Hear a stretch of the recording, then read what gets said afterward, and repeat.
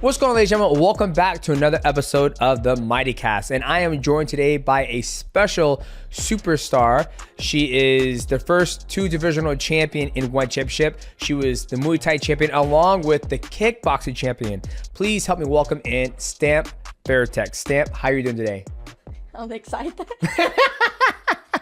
yeah, hi everyone, I'm Stamp Fairtex. Stamp, beautiful country. Beautiful place to always come and visit. This is my fourth time here in Thailand. My wife's third time here in Thailand. The first time we came, we went to Phuket, and this is our first time. This is her first time in Bangkok. How's it? You've been to America, and you've grown up here in Thailand. What's the difference? Like, do you enjoy America? Yeah, but have a lot jet lag. Yes, I've been the Colorado, Denver, like a month for practice and for fight in Colorado. Yeah, everything really different. Really cold. Yeah. And I go like how you say cannot breathe. The high altitude. There's not a lot of oxygen there. Yeah. And so obviously your first language is Thai. How long have you been studying English? High school. Since high school? Yeah. Oh, okay. High school, they teach about English, but not that much, just like basic. It is a book like that. It's a book that you had to learn from? Yeah, like this is a book. This is a water. Like oh, gotcha. So they're like, this is water. That is an apple. But they really don't give you the context, how to use it in like English dialogue. Not that much. Just like this is a grammar, like I should do with am, like that. Ah, gotcha. But now you're taking more English classes with one championship.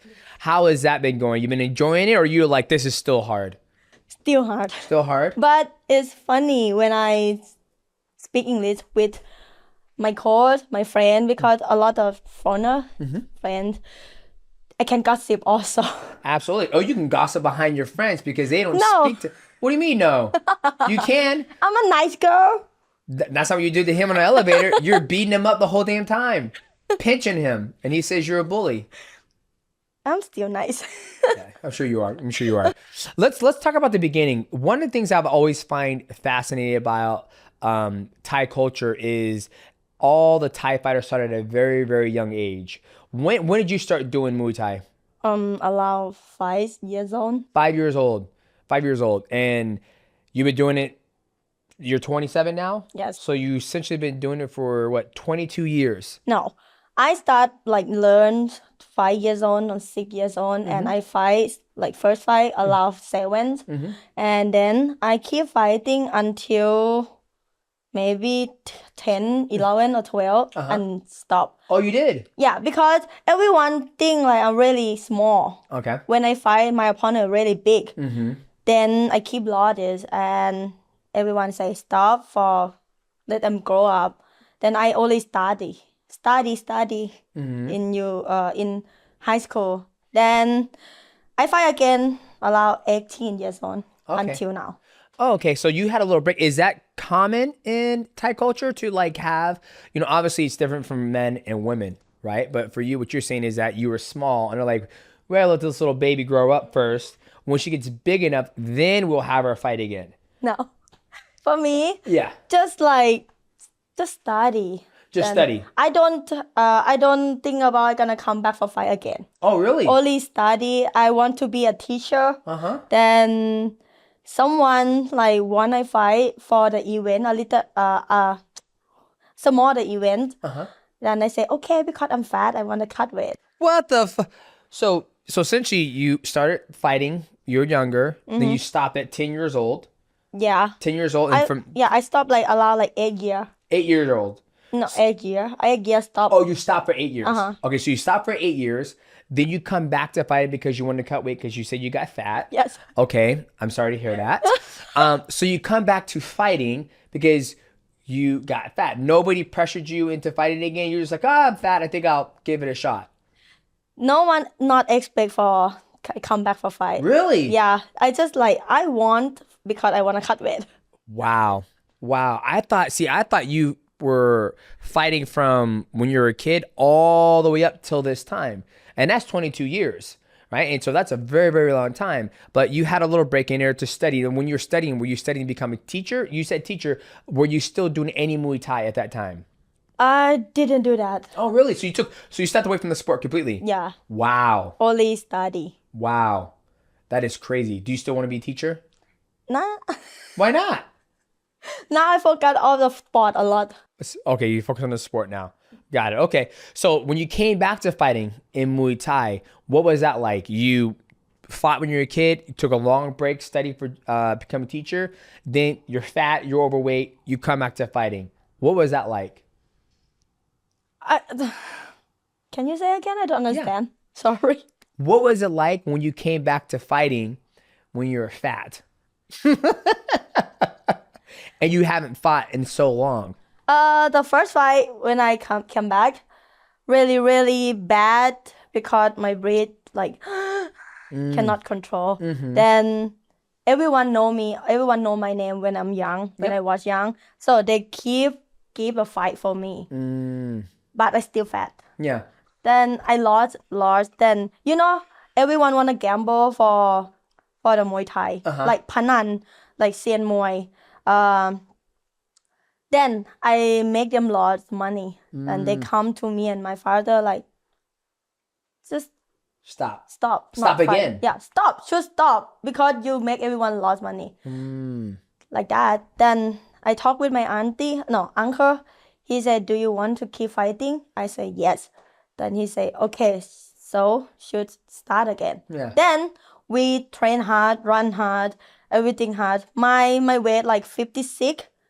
That time 56, but I have a lot of fat. Then come down like 48. Then I beat everyone. Okay, so then you're good. Then good because I get the money a lot. Like everyone like gamble off me. Then I get a lot of money. Gotcha. So let's talk about this gambling in Thai culture. Well, not Thai culture, but in Thai fighting, right? How is that looked upon? Like if this was done in the States, in America, you'd all go to jail. Every single one of you guys go to jail because you can fix the fight. You can say, "Hey, Stamp, you're gonna kind of lose this fight," right? So how is that embedded into the culture of Thai fighting? That time, Sien Muay gonna do like, "Hey, I gonna do like blue corner." Yep.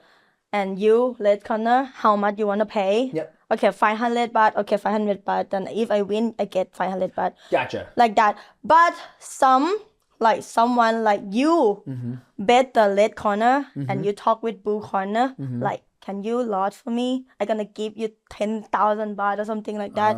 Then if the blue corner stupid or want money, then it's gonna happen. Then the fighter have to go to the jail. Oh, really? Ooh. It's illegal. Whoa. So you're saying if I make a deal with Red Corner, "Hey, Red, you're fighting Stamp Fairtex. I'm going to need you to lose. I'll pay you 10,000 baht. And then I'm like, he's going to lose. I'm going to say that Stamp is going to win. I'm going to bet that she's going to win 100 million baht, right? And the Red Corner goes, "I'll lose." Then the Red Corner ends up lying and wins, just beats you up. He or she will go to jail for breaking the promise to me. I think both. I'll go to jail you too. Why? Because you tell them for do this deal. But you just said it's part of the culture. I don't know. But have to. It's illegal. Okay, so it is illegal here. Gotcha. But it's just behind the scenes, people are just doing it, and whether they get caught or not, then that's where it comes down to, right? So what you're saying is that it's okay to do it as long as you don't get caught. We're good to go. Like robbing the bank. If I rob the bank, as long as I don't get caught, then we're good to go. Like everyone doesn't know. Yes. If the fighter fight like action and maybe accident, then okay. Yeah. Look like the accident, okay. Gotcha. Oh my god.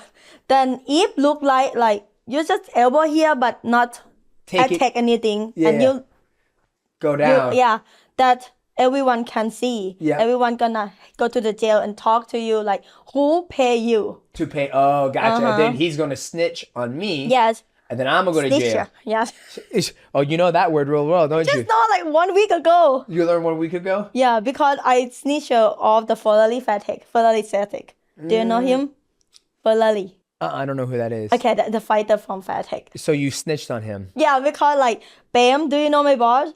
Yes. Yeah, he like, hey everyone, like a fighter spin. Then the Ferrari is walk out like. Walk to and I say, hey Ferrari, you don't want to spin? Oh. Then everyone know, and he says, shut up. She's like, she's a snitch. What's been your favorite American word that you learned? I don't know. Can you teach me? Teach you? Yeah. I mean, I don't know. What's a good word for her to learn? Michael, what do you think? Good word or like bad word? A bad word? Have a bad word or not? Oh, God. I think my band is learn a lot of bad word. Yeah. I don't know. What's your favorite one? I don't know. I like saying that's my favorite one. That's say that on YouTube. Why not? You can't say that on YouTube. Okay, he'll bleep it out. That's my favorite one because my father, he's from the UK, and then they use it all the time. The derogatory word if you're they like to use the word. That's my favorite word. But I feel like snitch is the word you like to use because you're like, snitch. Snitch. Snitch. Okay. Well, so here's a question. So since you took that time off, from 18, you got back in shape, you started fighting more. Mm-hmm. How often would you fight when it came to like Muay Thai kickboxing? Okay, I start acting again and I fight, and every fighter is retry. Like I don't have an opponent again. Then I university already, and I gonna quit again. Yeah. Really? I gonna But Fatek like, hello, do you want to join with me? And I say, do you pay with my university or not? If you pay, I gonna go. And they say yes, because I have a little brother. I want my family take care of him like 100%. Then I go, then let Fatek take care of me. Gotcha. Sorry. Oh, you're fine. Now, when you say university, is that like school or okay? So you said if they pay for your schooling, then you'll come fight for the team Fairtex. Yes. Gotcha. So you continue to do Muay Thai while still studying to become a teacher. Yes. Wow. And I changed. Usually I do math like science. So I go to Pattaya for Fairtex fight. So I have to change everything. I do the marketing. Yep. Yeah, I do marketing and fight for Fatek also. And he like, hey, I take you come here for the MMA fighter. Then I have to learn everything like basic, like BJJ, like that. Gotcha. But the university, so how many years of college did you do? 2. 2 years. 2 years, finish that. And I continue, I pay on my own self for another 2 years. This Sunday, I do graduation. Oh, good for you. Round of applause. Stanford Pair Texas getting a degree. Yeah. Hip, hip, hooray. Is it in English? Is it in teaching? So when you graduate from Digital marketing. Okay. So that's what you're gonna get that degree in teaching. Okay, congratulations. That's a huge thing. Yeah, for me, I went to school for 2 years and I was like, I don't know what I'm doing. And I'm gonna do like, how is it, master? You're gonna go back to school and get your master's degree. Yeah. Wow. You know, it's crazy and a lot of busy when I training and I have day off on Sunday. I let the Sunday for study. Yeah. Really, really busy. I don't have day off. Yeah. Well, that's amazing because I think I always tell people the most powerful thing is knowledge, right? Education is important, right? Because as an athlete, as we were speaking earlier, that the body, well, we didn't speak about, but you said your body hurts. Everywhere it hurts, right? And I said, well, you've been fighting for a very, very long time. You just recently suffered an injury. We'll talk about that later in the show. The podcast. It's so great that you have your education because then if you want to go back to school to teach, you have all the credentials, right? You got it done. You're like, hey, I'm done fighting. I want to have children. I'm going to focus on teaching. You don't have to worry about fighting. because fighting is a small window of opportunity to make a lot of money. But when you're 35, 45, 55, 65, 75, you can't fight anymore. That makes sense? Yeah, so that's amazing. Congratulations to you. That's awesome. So let's talk about you fighting in Muay Thai. I feel when you got the opportunity to fight for one championship, talk me about that opportunity, because I felt like I recently had John Haggerty on the podcast, and he said like before he got into one championship, there wasn't a lot of money, not much at all. Until he got into one championship, he was like, oh, I'm starting to make good money. What was that like from going from fighting in the local Thai scenery, then getting an opportunity to fight for one championship? Okay, when I fight at local, it's only like 8,000 baht. It's not that much. Yeah. But when everyone like, okay, someone like famous in Thailand fight, like a fighter, he get like 100,000 something baht. Yeah. That is a lot already. Yeah. 200,000, 300,000 is a lot already. Yep. But when I get in one, damn, it's a lot. Yeah. Really. Then I get the opportunity because the champion, right? The rich man, he fight a fighter from every country. Then I go, and I remember I kick pad really loud, really hard. Everyone stop and look at me like, who is it?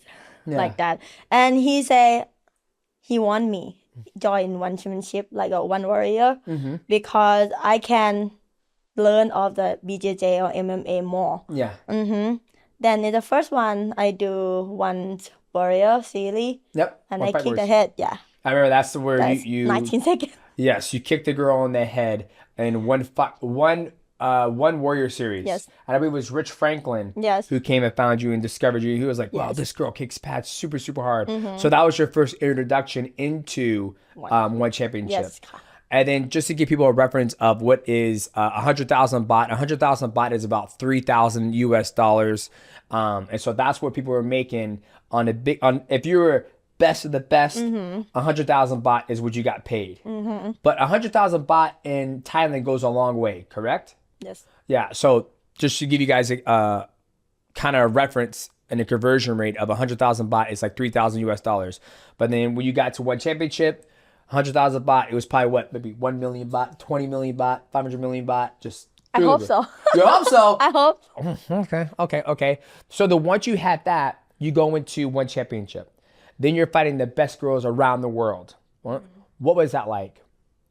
The best, me? Well, you're fighting best of the best now, right? Yeah. So what was that like? Like here you are, you're the best in Thailand. You get Really? No. You weren't? No. What?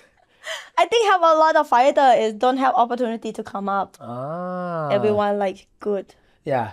Are any of those girls still around that are really good that didn't get the opportunity to fight? Yeah. Yeah? You think you can beat them, or you think they'll beat you? I'm gonna beat them. You're going to beat them? Yeah. Gotcha. Well, why do you think they didn't get an opportunity and you did? Like, okay, when how you say, I have opportunity because I am join one Fairtech. Fairtex. If I join with some gym local, doesn't have the name, like that, no one can see me. I cannot try for everyone like that. Gotcha. So pretty much what you're saying is that since you joined Fairtex Gym, that was giving you the platform to get you the opportunity to be able to display your skill set in front of pretty much the world and get the opportunity to show your skill set in front of Rich Franklin to get into One Warrior Series. Yes. I have a lot more opportunity. Gotcha. Because like Fairtex can see like where is my opportunity like that. Got it. Okay. This one thing I always wanted to ask you. You've become a world champion in kickboxing and Muay Thai, right? At some point in time, Stamp Fairtex has to be tired of training, right? I did. I got tired of training. For sure. I haven't trained since I was fucking 18 years old. And I'll never forget, my last training camp, I said, I am tired of working hard. I'm tired of working hard. And so I wanted to retire. And since I retired, I fell in love with talking to athletes and doing different things.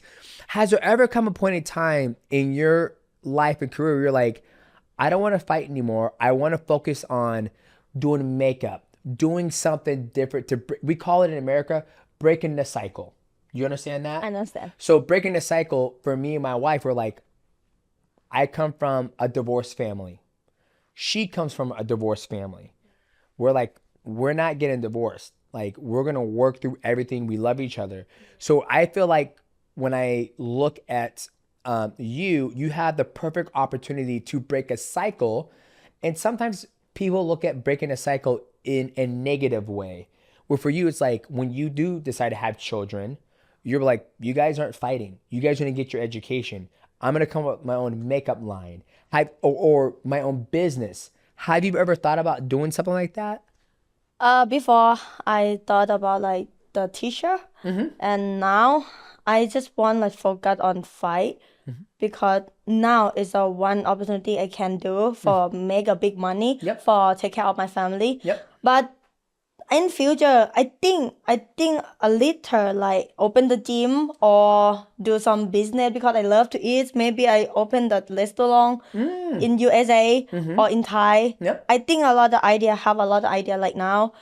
But now I want to focus on the fighting like now because I'm 27 like now. Maybe I can fight like, how old are you? Sorry. I'm 38. Yeah, maybe like that. I have like my body is still okay like now. I want to until my body say no. Until your body says no. A lot of things that I always like to tell athletes, like when you wait till the very end. So when I knew I was going to be done, I started planting seeds early. That way, because you have a massive platform now. So, and I tell them, like, if you use a platform now to work on building what you want to do next, then it'll be easier for when you do stop because everything's already in motion. Does that make sense? Like, I always try to tell athletes, like, you might as well build your brand now. That way, when you do decide to stop, because for me, I was like, I'm going to give myself 1 year to see if I miss fighting and give myself 1 year to really focus on, is this something I truly want to do? And so for you, you're saying you want to do a restaurant and what else? Restaurant and Gym. And a gym. Now, for you, would you want in the gym, do you want to do the gym or is it something that you don't want to fight her. You don't want to fight her? I think it's really hard because I see Mr. Wong. Do you know Mr. Wong? Oh, yeah, absolutely.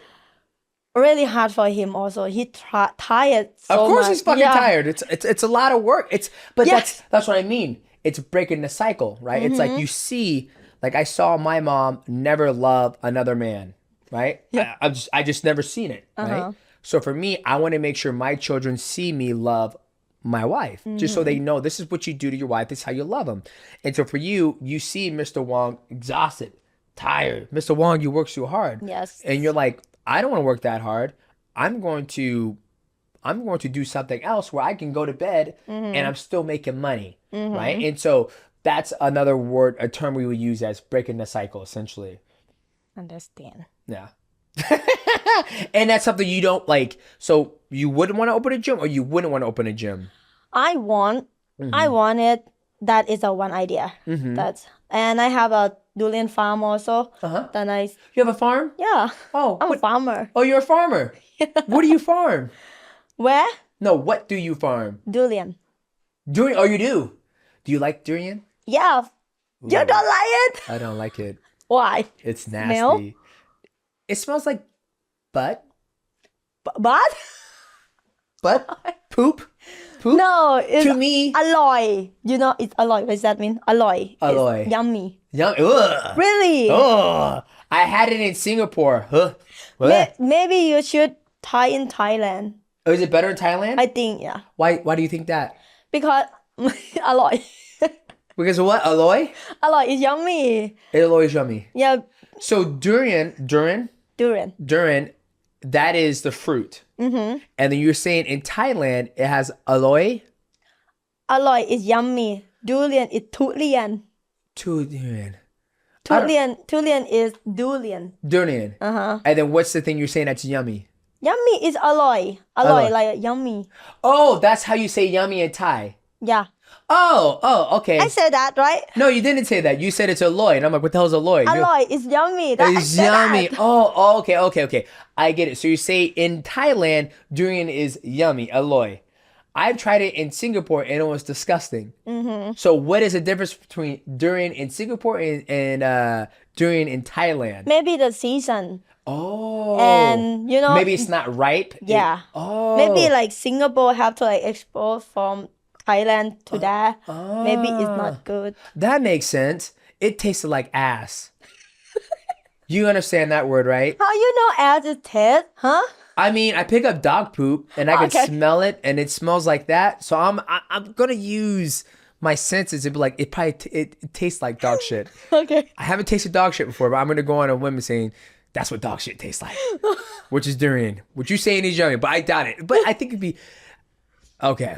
All right, we dropped off track. So what else do you farm besides durian? Only durian. Only durian. Yeah. Do you have any animals? Any? Yeah, I have 3 dogs. 3 and dogs? 1 cat. One cat. yeah. Okay. What's your favorite animal? Dog. I'm a dog person. You're a dog person. So why do you have 3 cats and 1 dog? Before I have like 7. Oh, you had 7 dogs? Yeah, Holy shit. that is Pomeranian. Oh, Pomeranians. Then I give them like my cousin. Okay, you want? Okay. Okay. It's a puppy. Oh, okay. And then what type of dog do you have? I have the Pomeranian. Oh, so you had 7 Pomeranians. Yeah. Oh, I didn't know if you had a Pomeranian, a German Shepherd, a fucking a pit bull, Nah, but all no, Pomeranians. have only Pom. Are the cats bigger than the Pomeranian? Yes, for sure. Yeah, see, that's what we don't call that a dog in America. We call that a damn, I don't know what we call it, but we had a cat, and I think one of our family members had a Pomeranian, and I was like, my cat will kick your your Pomeranian's ass. So I always laugh. It was like a dog. I have a German Shepherd, big dog, and he probably weighs about like 84 pounds. Very big dog. And we have a cat, very small little cat. Her name is Bella. She's very sweet. She's actually a little bitch. Actually, I'm not gonna lie to you. She's very rude. And then we have 3 leopard geckos. So, but no chickens, no cows. No. Just durian and the 1 dog and 3 cats. 3 dogs and 1 cat. Oh, you have 3 dogs and 1 cat. Oh my god, DJ! You said. What did she say? She said 3 cats and 1 dog. Really? Yeah. You I said 3 cats and 1 Really? dog. I'm sorry. I said 3 dogs and 1 cat. I said that. You don't know what you got on your fucking Okay, phone. maybe I'm nervous. Sorry, guys. I think she said 3 dogs. See? Yeah, I think she did. Can you Yeah. He's just trying to get on your good side. That's all. He's just trying to get on your good side. Okay, 3 dogs, 1 cat. 1 cat. Okay, 3 Pomeranians and 1 cat. Uh-huh. Okay, we got it. All right. So let's talk about you back in your fight career. Now, you were the world champion in kickboxing and Muay Thai. What was that like? You were the first female under one championship Yes. banner to become a 2-sport divisional champion. The first I do kickboxing champion. That is really, really good opportunity because I fight in Impact Arena Yep. in Thailand. That everyone know me from that fight, and everyone know me stem dance. Yeah, you be dancing, girl. It's me. Yeah, I know it's you. I know. Yeah. So what type of music do you like to dance to? Bop, Hip hop? bop. Pop? Yeah. Like NSYNC? Bye. 1 minute fool. I can dance every song. You can dance to every song. Yeah, like if fun, if like good, bad, or something like that. Doesn't matter. Yeah, doesn't matter. Gotcha. So you like pop music. Do you like American pop music or do you like Thai pop music better? Any Any music. Yeah. So Japanese pop, you got it? can. You can? Country pop, you got that too? I think You think or you got it? I got it. You think you got it? Okay. Yeah, you're known for your dancing. Now, do you practice these routines or you just go out there and feel the music? The first fight, then just go out. You just go out there. Because the first fight, I don't have plan any for dancing. Just like my feel is it's come out. Then Yeah. just do it. Yeah. But the second fight, everyone expect me for dancing. Uh-huh. Then I do like backpings. Then I training only like 2 hours. For dancing? Yeah, 2 hours. For your routine to come out to the fight, you spend 2 hours to get that routine right. Yeah, 2 hours like allow cut weight.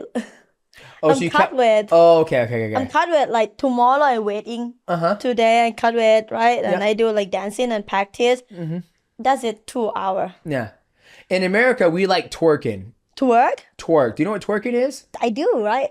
A little bit of it. I don't know. Do you think she twerks, Michael? I don't know. Why don't you show her?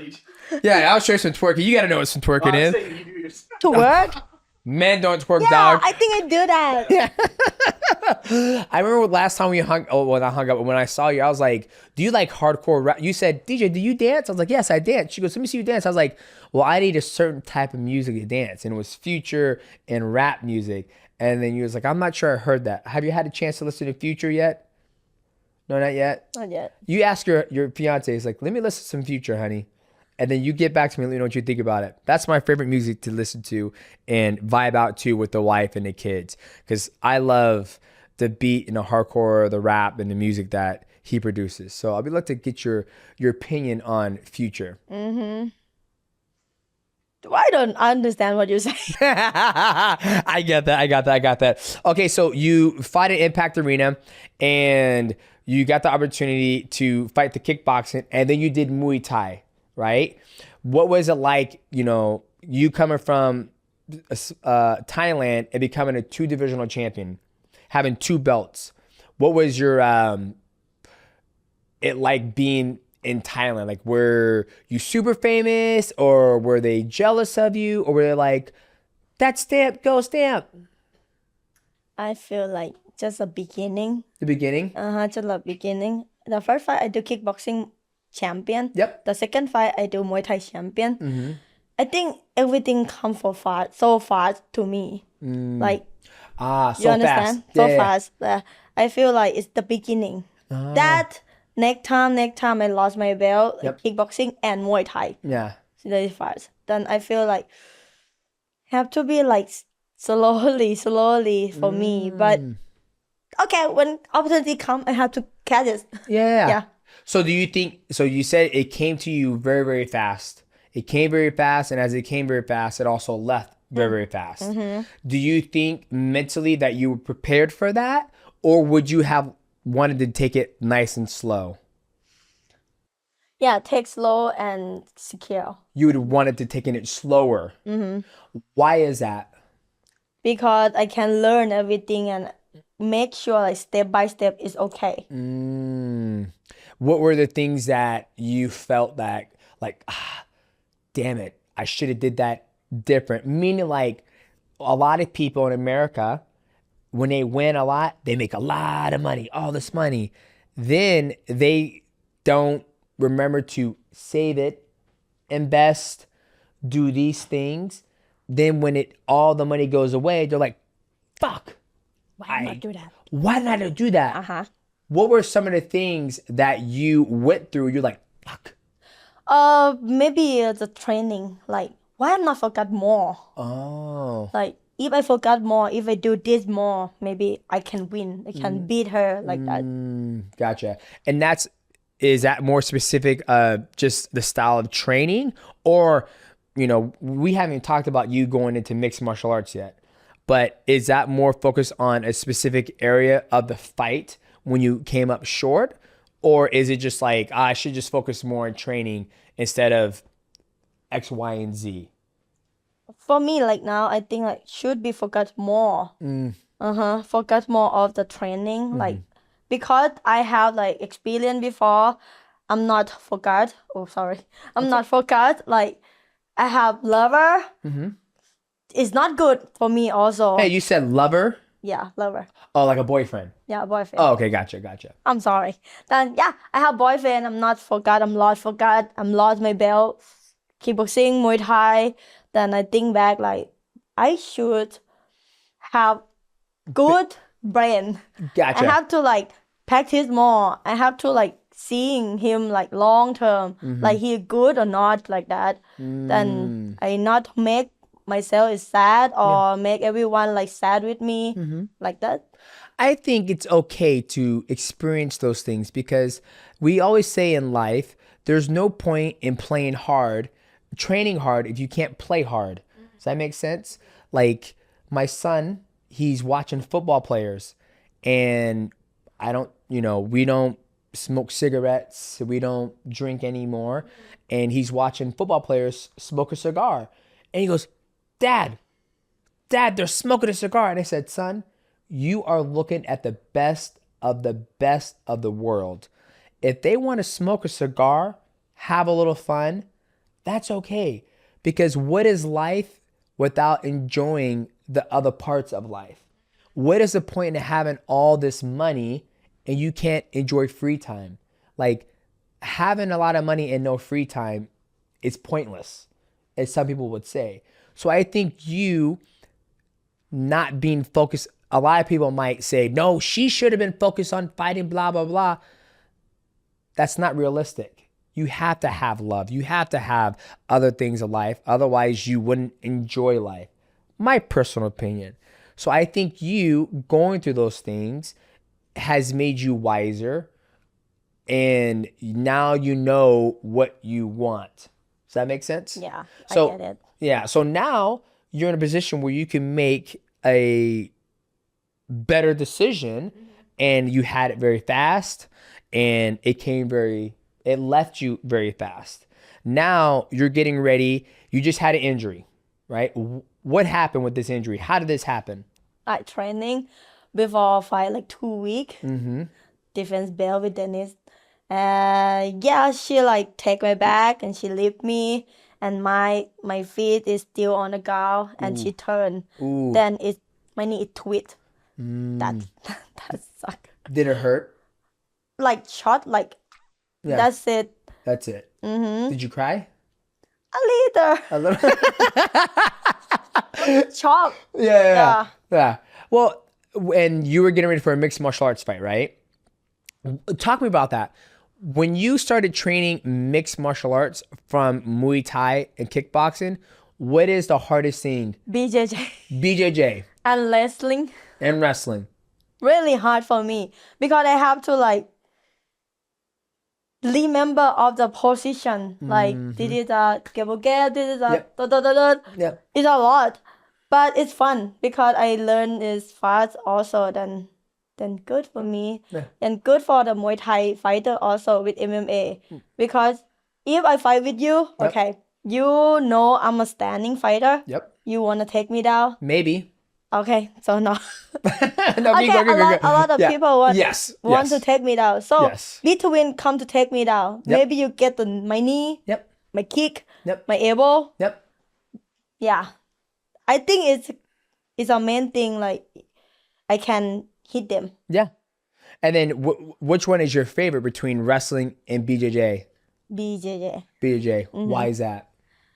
I like it. I feel like a water, like do do do do. Yeah, like Well, smooth. you submitted Ritu, right? Yeah, you submitted her with a beautiful armbar, and before you fought her, I said, guys, Stamp is a different animal. Like you're very strong for your division, very big, right? I don't ever forget when you fought Angela Lee, you kicked her to the body, and she was like, oh, and I she do turned. like body lift, like shot, right? Yeah, body shot. Yeah, Yeah, body shot. Yeah. Uh-huh. You body shot her. Like, you're so good and very strong for the division. And I'll never forget when you fought Ritu, I was like, guys, like, Stamp is way too strong for her. I was like, and her Brazilian Jiu-Jitsu is getting even better. And then when you submitted her, I was so impressed because you come from the background of Muay Thai and to out-wrestle a wrestling champion from her country, I was like, that's amazing. So you can see the progression of you getting better in just mixed martial arts in general. So I remember telling, I think your coach, not Mr. Wong. Mr. Wong runs the gym, right? What's Mr. Wong's son's name? Wong. Wong, I think. Mr. Wong.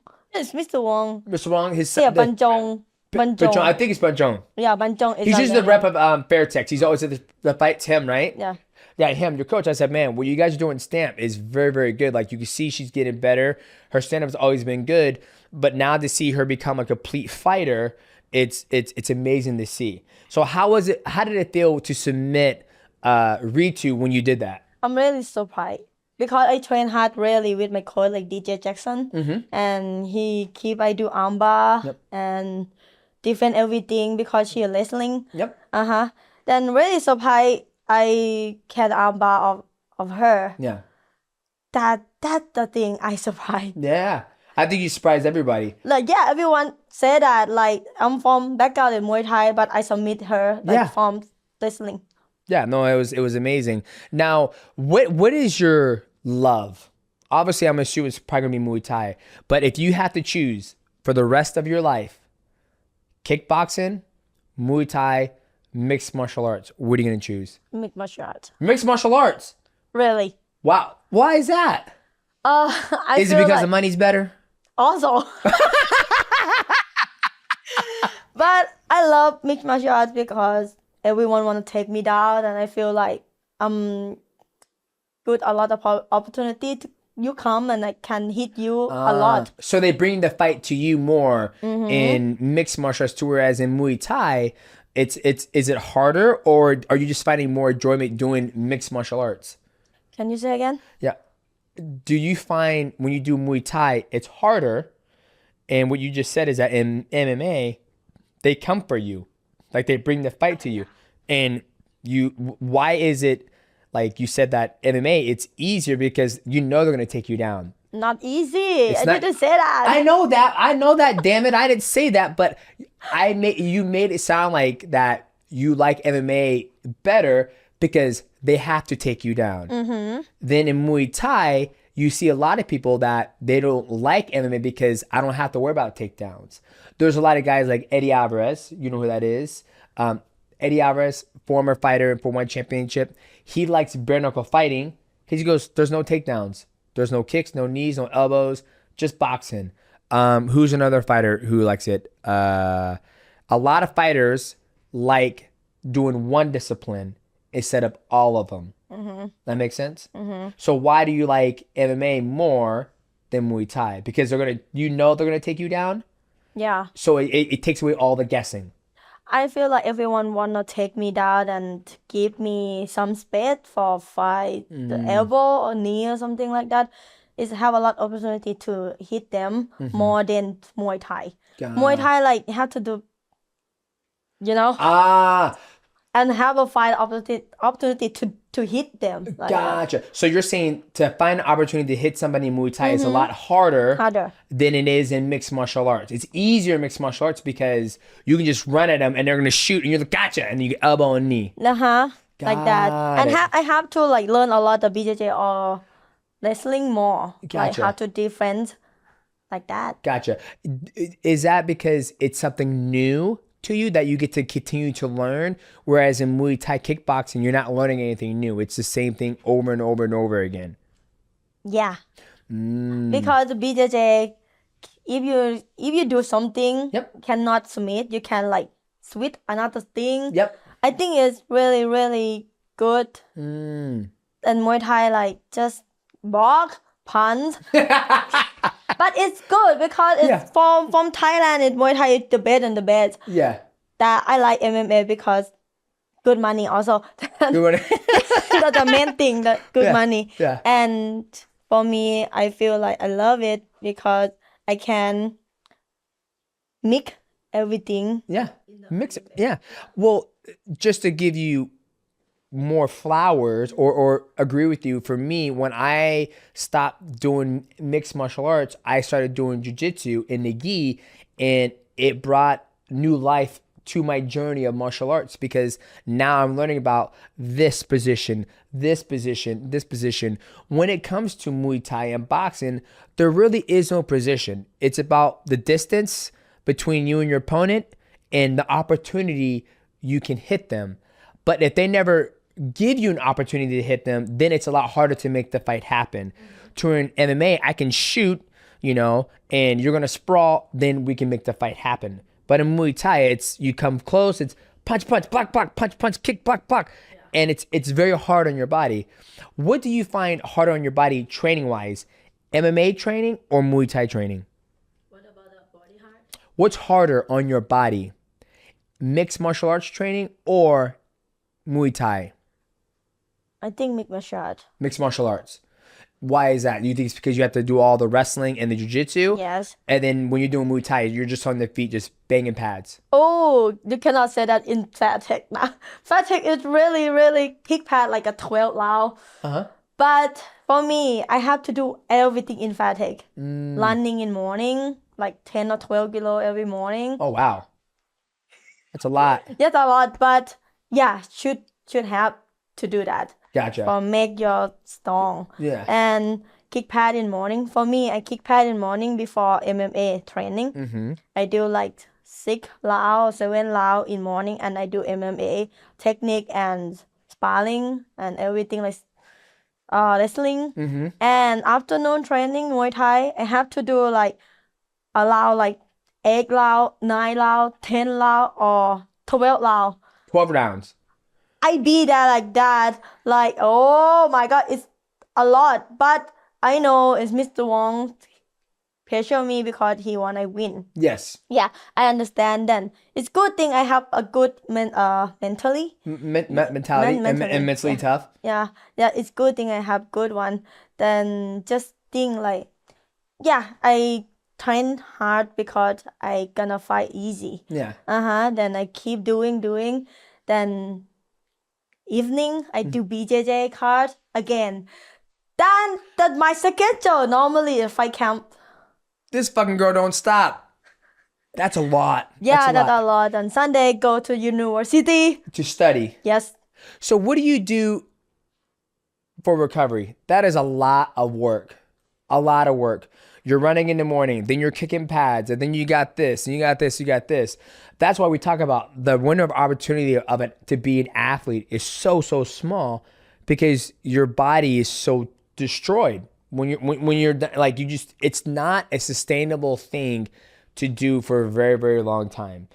I think you're lucky that you took 8 years off when you're a kid because your body could grow, develop, and be stronger. And we haven't even factor in you trying, do you want children?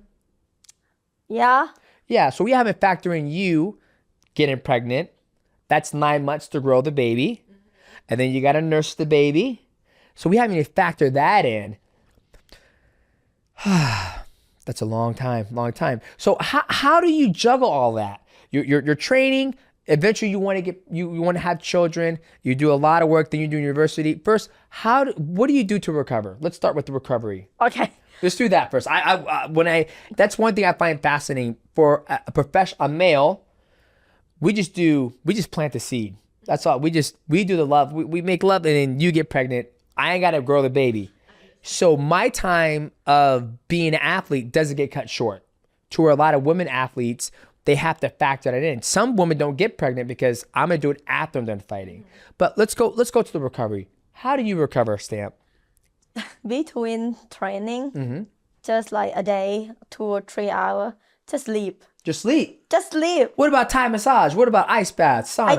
I do when I training like really hard and Mr. Wong give me a massage of ice bath, hot bath. That's it. Yeah. And maybe I find time like after dinner or after BJJ class, then I go to massage like that. Yep. And the good recovery for me is eating.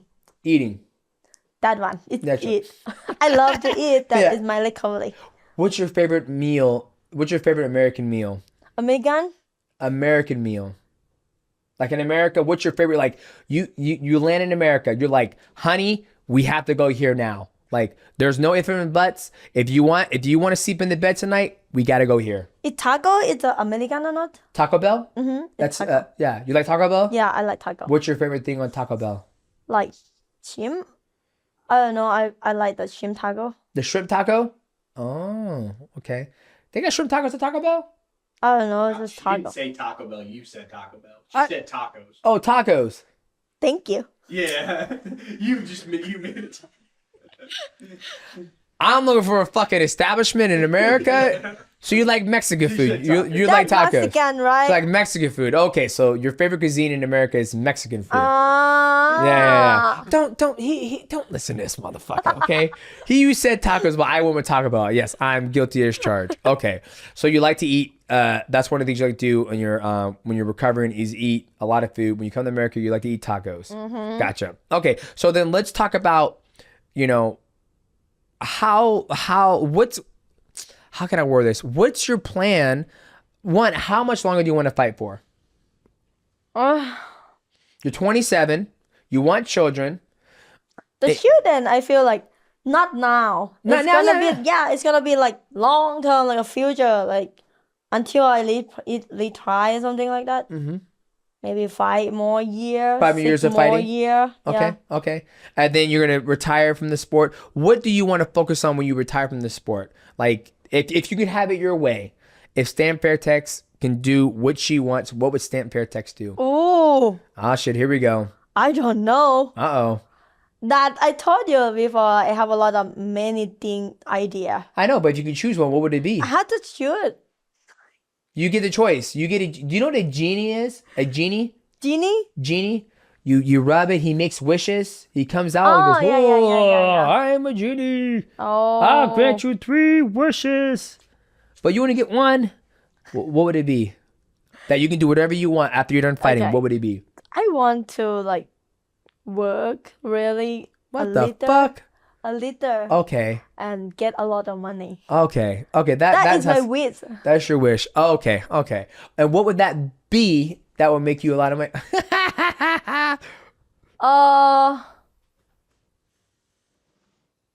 Milo. You know Milo, what does that mean? I don't know. What? What does that mean? That I don't know. It means Milo in Thai. Milo. My door? Oh my god. I just said that. Oh, okay. I thought that was like a word in Thai that meant something in English that meant what was the thing you wanted to do. Milo, because now I feel like focus of the fight, get the money. In the future, I have a lot of things that I'm not start yet. Yeah.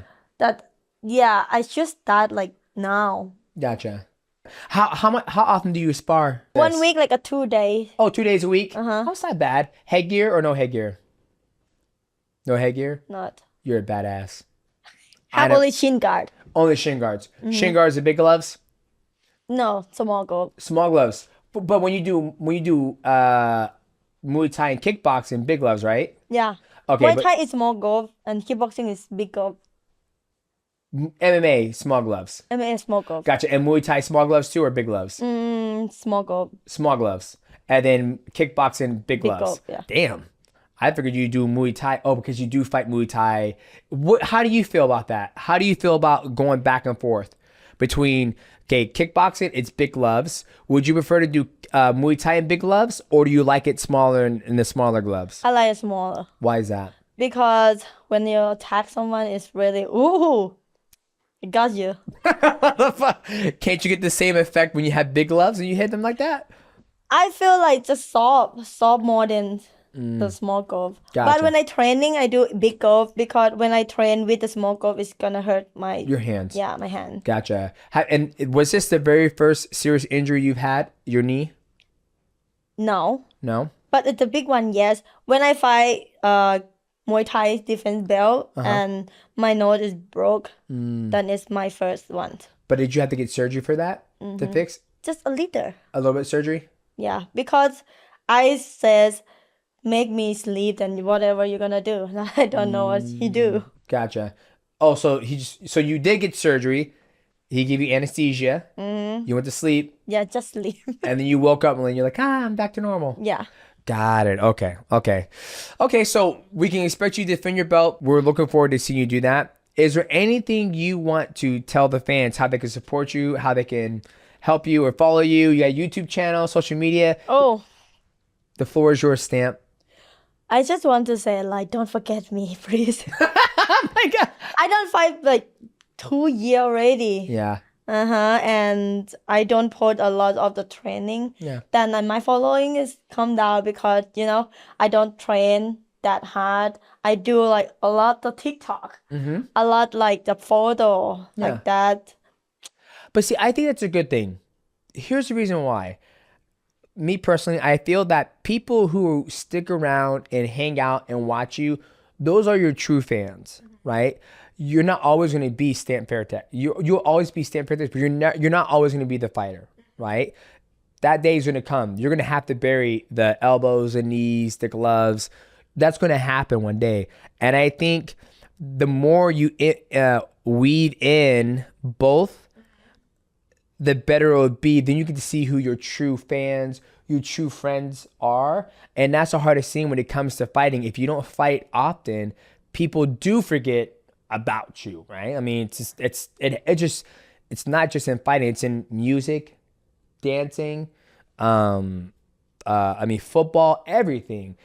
So I think it's good that you weave in those things into your career. That way, when it is time to stop being the badass you are, you can just focus on TikTok and doing all those videos and be a teacher and get married and have babies and be a teacher. Yeah, I thought about that also. Like, okay, it's okay.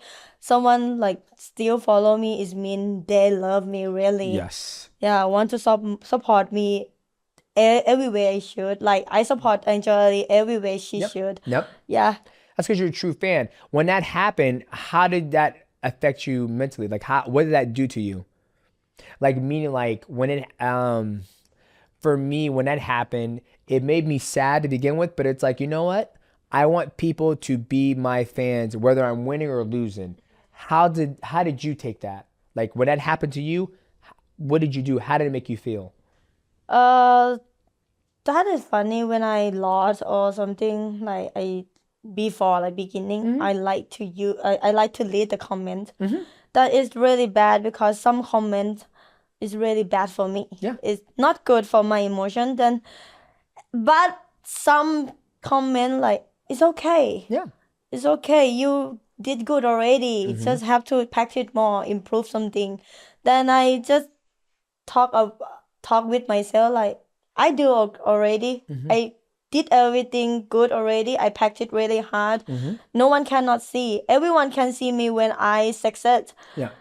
But they don't know my journey is what I get hurt. My knee is hurt, broken. My feet is broken.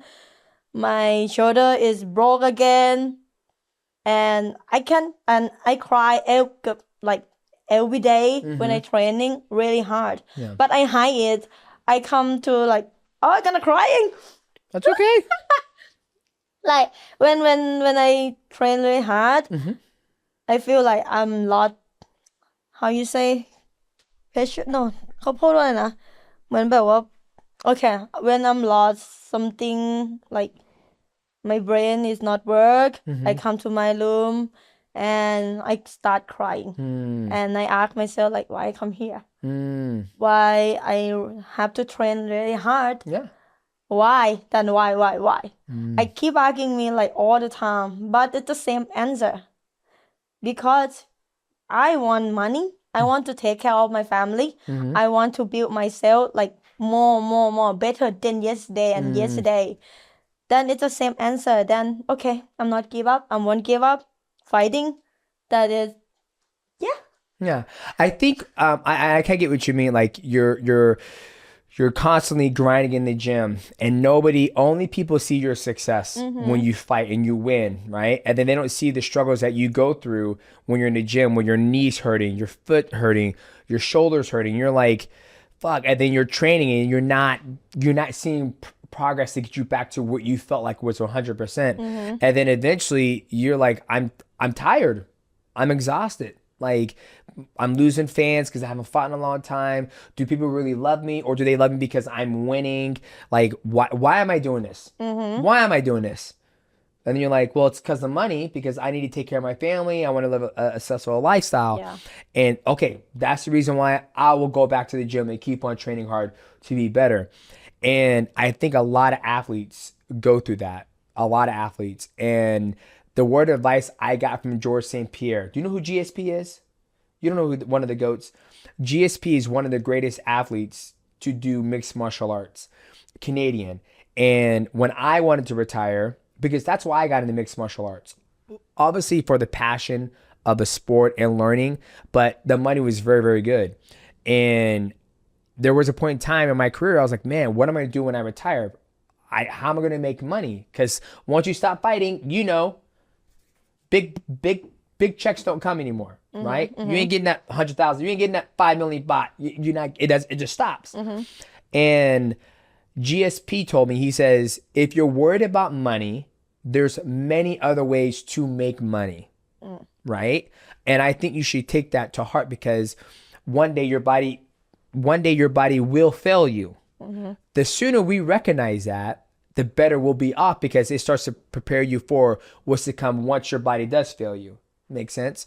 But that makes me sad to hear that, you know, you went through that dark time of seeing, like you said earlier in the podcast, it came really fast and it left really fast. You got injured, and then now you're trying to get back to where you were, and the fans start going away, and you're like, don't forget about me, I'll be back. But I think your true fans have not forgotten about you. So you just keep wearing that smile. You keep twerking on TikTok and YouTube and Instagram. And we can't wait to see you come back and do your kickboxing match, and then do the mixed martial arts. So one more time, is there anything you want to tell the fans before we let you go? Okay, I have a TikTok, everyone. Okay. I gonna more forget more than before. And for sure, like now I grow up and everything not same. But I gonna keep to work. Hell yeah. All right, ladies and gentlemen. Well, that is our guest, Stamp Fairtex. Make sure you guys follow her on her TikTok. She didn't tell us what it was. I'm sure if you go to Google, say Stamp Fairtex TikTok, I'm sure you can find her doing her dances. Also support her on YouTube. Do you have a YouTube channel? Yeah, Stamp Fairtex also. Yep, Stamp Fairtex on YouTube. Instagram also. Yep, and also on Instagram. So follow her on socials, support her, and we cannot wait to see you back in the ring, cage, whatever it is, in one championship. Stamp, thank you so much for coming by. ขอบคุณค่ะ Ladies and gentlemen, we will see you guys at the next episode of the MIGHTYcast. See, DJ, I got it like 3 dog, 1 cat, and taco, not Taco Bell. What's going on, guys? Welcome back to another episode of the Mighty Recap. And this part of the episode is where we recap everything we just talked to with our guest. And our guest was Stamp Fairtex. To know, I thought she fought from 5 years old all the way till she was 27. But to know that she's got a college degree in teaching, I didn't fucking know that. And she also stopped fighting from, I think she said, 8 to 10, either 8 or 10 years old, all the way to 18, because she was too small. And at time, she really focused on her studies, and she still continue to get her degree in teaching, and then she's about to graduate, and she's gonna go back to get her master's. Like, I know we're talking in the podcast about breaking the cycle, and I think that's her taking that first step in breaking the cycle, because I don't know how many Muay Thai athletes who become a world champion in 2 divisional sports, made a lot of money, and still going back to get, fuck, my black ass ain't. Tell you that right now. I'm not going back to get my master's degree. That's the last fucking thing I'm doing. Yeah, if I was making enough money fighting, I'd be like, nope, it's a fucking waste of money. But that's something she's passionate about, and she wants to continue doing it. And through all the work she's doing in training, god damn, that schedule is fuck that, man. Like all damn day, and then Sunday she gets to go to school to study while doing the running in the morning, the kicking the pads, and then the jiu-jitsu work, and then grappling work, and then the strength and conditioning. It's so fucking much. It's just literally so much. Yeah, I was happy to hear that she loves MMA. Like when you asked what was your favorite one, because it seems like with a lot of these, let's say you come from a Muay Thai background or kickboxing, or even these jiu-jitsu players, when they do MMA, even if they're doing it, they're going to be like, oh, my first love is wrestling, or my first love is Muay Thai or kickboxing. But it sounds like she's actually really enjoys MMA, doing a different sport, and also, of course, the money that comes with MMA. Like, there's no hiding it. There's more money in MMA. There's more money to be made there. Yeah. But to hear that she's not only doing it because of the money, but just also because you know, she feels like her striking, and it kind of makes sense, right? I mean, Yeah. when she fights Muay Thai fighters, they're also people who are fighting and striking their whole lives. Whereas in MMA, that's she's going against people where it's a huge area that she has an advantage over them. So And I think for her future, it bodes extremely well that she's not just doing MMA because one championship asked her to. Yep. It's actually like, hey, I'm want to do this and get better at it. Yeah, and she's making more money. And I think that I was very shocked to hear that. I thought she would have said Muay Thai, but when she said mixed martial arts, I was shocked. And I think the reason why, when she explained that there's just so much more to do and to learn, that I feel like in mixed martial arts, you're always continuing to learn. And I feel there comes a point in time in Muay Thai and kickboxing that there's only so much you can learn. It comes down to distance, like especially since you've been doing Muay Thai since you're a kid. And granted, she took time off, but how much more technique can you learn in kickboxing, Muay Thai, in, you know, opposed to jiu-jitsu? Like Professor Yan's been doing jiu-jitsu his whole entire life, and he's still learning to this day. And even Bibiano, he's done jiu-jitsu his whole entire life, 5-time Brazilian jiu-jitsu world champion, IBJJF, and he's still learning in Brazilian Jiu-Jitsu because there's so much more the way the body moves and how you can manipulate the joints and push the weight this way and use the lasso guard to do this, or the squid guard, or whatever it may be. People are still learning things to this day, to where I haven't came across a Muay Thai kickboxer who goes, man, let me show you this new kick I just learned. I think the newest thing that's been invented in stand-up is fucking calf kicks. And that's just kicking a part of the body that has no meat and no, what's what we're looking for? No meat and no muscle to be able to absorb. Because typically when you throw a leg kick, when you learn to throw a leg kick, you want to kick their fucking quadricep, and eventually kicking enough, they stop moving. You kick somebody in the fucking calf, it's like two, you're pretty much done. And that's like the newest thing that I felt that's become invented or brought into the sport of stand-up, that everybody's like, wow, that's a pretty effective move that you're doing. Yeah, no, and I think this is her prime years. She is 27. Yep. Like, this is her prime time where she really could embrace MMA and do it, and do it like just full time. Get better at the jiu-jitsu, get better at the wrestling. Mm-hmm. And I one day would love to see her in UFC, because I think UFC can use that star power in the female division, just with her TikToks and just the history she has striking. We've not seen a level of Muay Thai striker like her since really Shevchenko. She had a huge Muay Thai background, but yeah, since then, and look how much Shevchenko's become one of the most well-versed MMA fighters. You don't even think of, Shevchenko, the Muay Thai fighter. You just think of her as this well-rounded, well-oiled machine. So shit, I'm gonna put that out into the universe. Dude, could you fucking imagine that? Shevchenko versus Stamp Fairtex? That'd be a fucking banger ass fight. Yeah, well, I think Stamp would be 115, but yeah. Oh, is she bigger? That's right. Shevchenko's 125. 125. So it'd be Zhang Wei Li, which that'd be that'll still super be a tough fight. Yeah, banger fight, because I feel Stamp Fairtex, and one of the things that I feel she has on a lot of the female competitors she spot is, one, obviously the striking, right? There's no secret there. She's also out wrestled and submitted some of the best grapplers in the division, but for her to go over there and fight like a Wei Li, or even move up to, she wouldn't need to get we don't have to throw her into the wolves. She could get a warm up fight first. It doesn't have to be a Kai Asakura where she just goes right in there deep in. Yeah, throw it in there. Yeah. But no, yeah, and I think it's it's tough, because I know we talked about on camera a little bit. It's a little bit different in the Thai culture. That it kind of blew my mind when you mentioned it. Like, I can't think of. And our fans can tell us if I'm not thinking of this, but any Thai fighters that's born and raised in Thailand has the gym name, which so you all know, her name's not Stamp Fairtex. No, it's taking on the last name. There's not been one.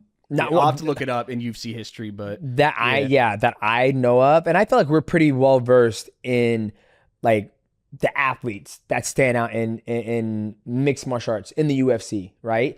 And there hasn't been one that I know and you know of that who was born, raised in Thailand, gets brought into the gym. And for the listeners out there, how the culture works in Thailand is that when you join a gym, you end up taking the gym owner's last name. So Stamp Fairtex, her last name isn't Fairtex, it's actually something else. Same thing with Rotang, same thing with probably Super Lake, same thing with Super Bond.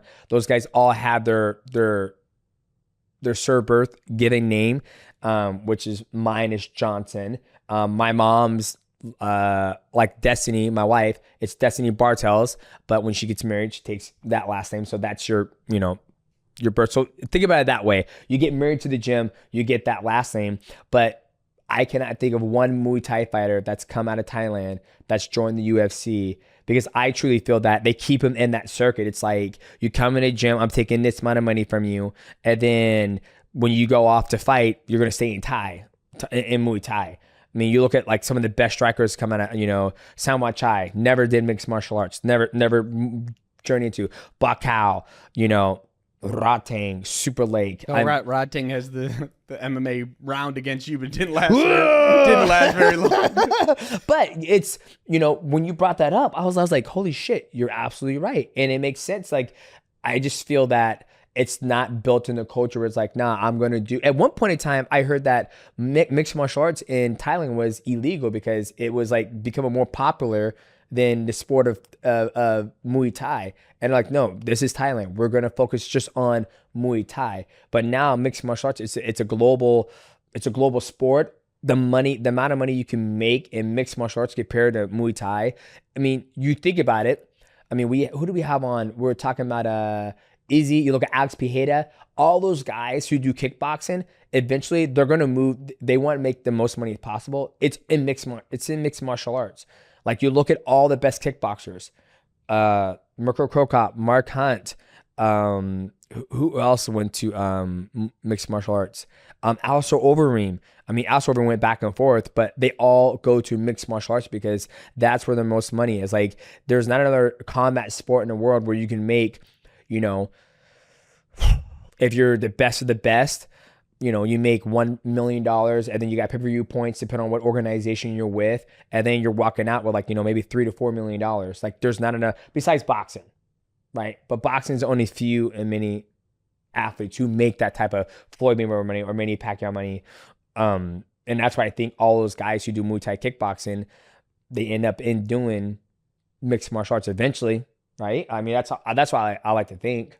And hopefully she can stay healthy. I think the hardest thing to hear in the whole conversation with her is like the fans, not appreciating her and unfollowing, and for her, that's like her livelihood, how she makes her money through the TikTok, the social media, and when she fights. And I think for her, like I told her, like when I was on my point in time when I was going to retire, I talked to GSP and he says, dude, if you're worried about making money, there's a million ways to make money. He goes, it's not always about the money. It's about the health, what's going to keep you happy, and the longevity of you being healthy as an individual. And you even look to this day, GSP is a huge inspiration for me, that this man's in his 40s and he is in better shape than half the fucking division in the welterweight division. And that's inspiration for me, to where like when I'm 45, I want people to look at me and like, holy shit, like when I train with Islam and the team, they're like, you're still in good fucking shape. Why is that? And I'm like, should I be in bad shape or should I not be in good shape? It's kind of like, I find it like a goal of mine to be in good shape when I get older. And what GSP told me, that he was like, there's more ways to make money. If you're worried about money, don't worry about money. I don't know what your situation is like now, but I did pretty fucking good for myself. I hope you did too. But there's many ways to make money. And that's why I wanted to tell Stamp. I was like, you're such a polarizing figure that there's so many more ways for you to make money, because as every athlete, I always tell everybody that all our bodies as an athlete is a ticking time bomb. It's just one wrong move away from fucking blowing your knees out, having surgery, losing a fucking eye like Michael Bisping. I mean, one injury away to taking it all away. And so, but yeah, it was pretty sad. Pretty sad to talk to her when she said that. No, but that's, I think it's, once she does come back, yeah, she'll be fine. She could show that she's, back to 100%. I mean, that's the tough thing. It's like you're just in a sport where you only get paid when you fight. You only, unless you have a huge YouTube like you do, it's hard to maintain that popularity unless you are fighting. Yeah. Yeah. It's just fascinating to talk to her, because I never got the opportunity to actually talk to her, and especially since her English has gotten so much better. I can actually have a full blown conversation. Because I remember the first time I met her, it was very like maybe 2 or 3 words. Now it's like I think we talked for like hour 15 minutes. And she's going to continue to get better at speaking English. And I can't wait to have her on after she fights. And then when she decides to call it quits, because I'm always fascinated about what does an athlete do when they stop fighting in mixed martial arts, Muay Thai, or kickboxing. So boys, if you guys enjoyed this episode of the MIGHTYcast and the Mighty Recap, please leave a like, subscribe. Also, hit the bell to know when we go live. And I'm pretty sure she did say on her fucking farm, she had 3 cats and 1 dog. Michael's just deaf. Yeah, we have to take a look at the so make sure you guys leave a like. Let us know in the comments down below what you guys thought about the Mighty Recap. As always, I am your host, Mitch Johnson, and as my right-hand man, the producer, Michael Wansover, and we see you guys at the next episode of the MIGHTYcast. No, yeah. Oh, here we go. Yeah. Well, yeah. For some reason, I still can't hear you tapping it, but I could hear it sounds different. Though. Yeah. Talk. Oh, yeah. It's working now. I can hear it. Okay. Sweet. Okay. It's that Corsair. It's that Corsair like that muted pop. That's what it is. I just want to see what Right. it looks like. Oh yeah. This is My good. man, like he in a goddamn Star Wars fucking. Yeah. Like, he looks like he's like it looks like he's like piloting Wearing the the ship. shirt and then the ship. Yeah. I love it. What's going on, ladies and gentlemen? Welcome to another episode of the MIGHTYcast. And my guest today is one of the strongest men to ever walk the face of the earth. Ladies and gentlemen, please help me welcome Eddie the Beast Hall. Eddie, what's going on, brother? How you doing? I'm good, man. How are you? I'm good. I'm loving your setup you got here. It's like, you get the Star Wars shirt on, you got this nice, massive Darth Vader chair, and you're sitting there in that room. I think that's the only thing that's in that room. It's just you, the chair, the computer, and just space. It's literally a room in the attic that I'd converted just for it's like one of those scorpion chairs. Okay. So it's got like legs on the side. It's literally just a gaming room. So yeah, pretty cool. That's what's up. I love the setup. I was looking, I was like, this motherfucker, like, he's in a ship flying right now. And it goes well with the Star Wars shirt. Exactly, yeah. It was very fitting. Well, thanks for coming on, man. I wanted to pick your brain on a lot of stuff. Recently we saw you in a mixed martial arts fight taking 2 versus 1. And everybody always has this, the stigma. I'm like, oh man, if who could beat a bigger person, with me versus, what's the gentleman's name? Bradley Martin, I'm 150, he's 265, 260, whatever it may be. Now we have you, 360. I don't know where your weight's at right now, taking on 2 gentlemen. How did this come about? And I want to talk about this fight. So how did this fight come about when you got in there with those 2 young gentlemen? Well, I was training for an MMA fight anyway, so I'd signed to fight up Martin Ford, Brian Shaw, and Mitchell Hooper out in Qatar. And I did 8 months of training, came to February, the fight fell through last minute. And I was left, doing 8 months of training with nothing to show for it. So I had to make a decision to either carry on with the training or go and do something else. And I just didn't. There was like bodybuilding on the cards. There was a few other things. And I thought, I can't do fucking bodybuilding. It's fucking shit. So I continued with the training. I just got back into my strength training, kept doing 2 fight sessions a week, just keeping my toe in. And lo and behold, a couple of Polish guys were apparently, people kept sending me links. They kept calling me out, kept calling me names, kept taking the piss out of me. So I just sent them a little message like, look, guys, just do us a favor, just keep my name out your mouth. We're not even on the same level. And they just came back with, right, let's fight, blah, blah, blah. Just escalated. Next thing I know, I've got a contract under my nose and I'm fighting 200 and whatever they are, 145-pound fighters in the ring. So that's how it happened, basically. Well, I'll tell you what, the way you threw Homeboy with the powerbomb, he didn't look like he was 145. He looked like he was like 118 pounds.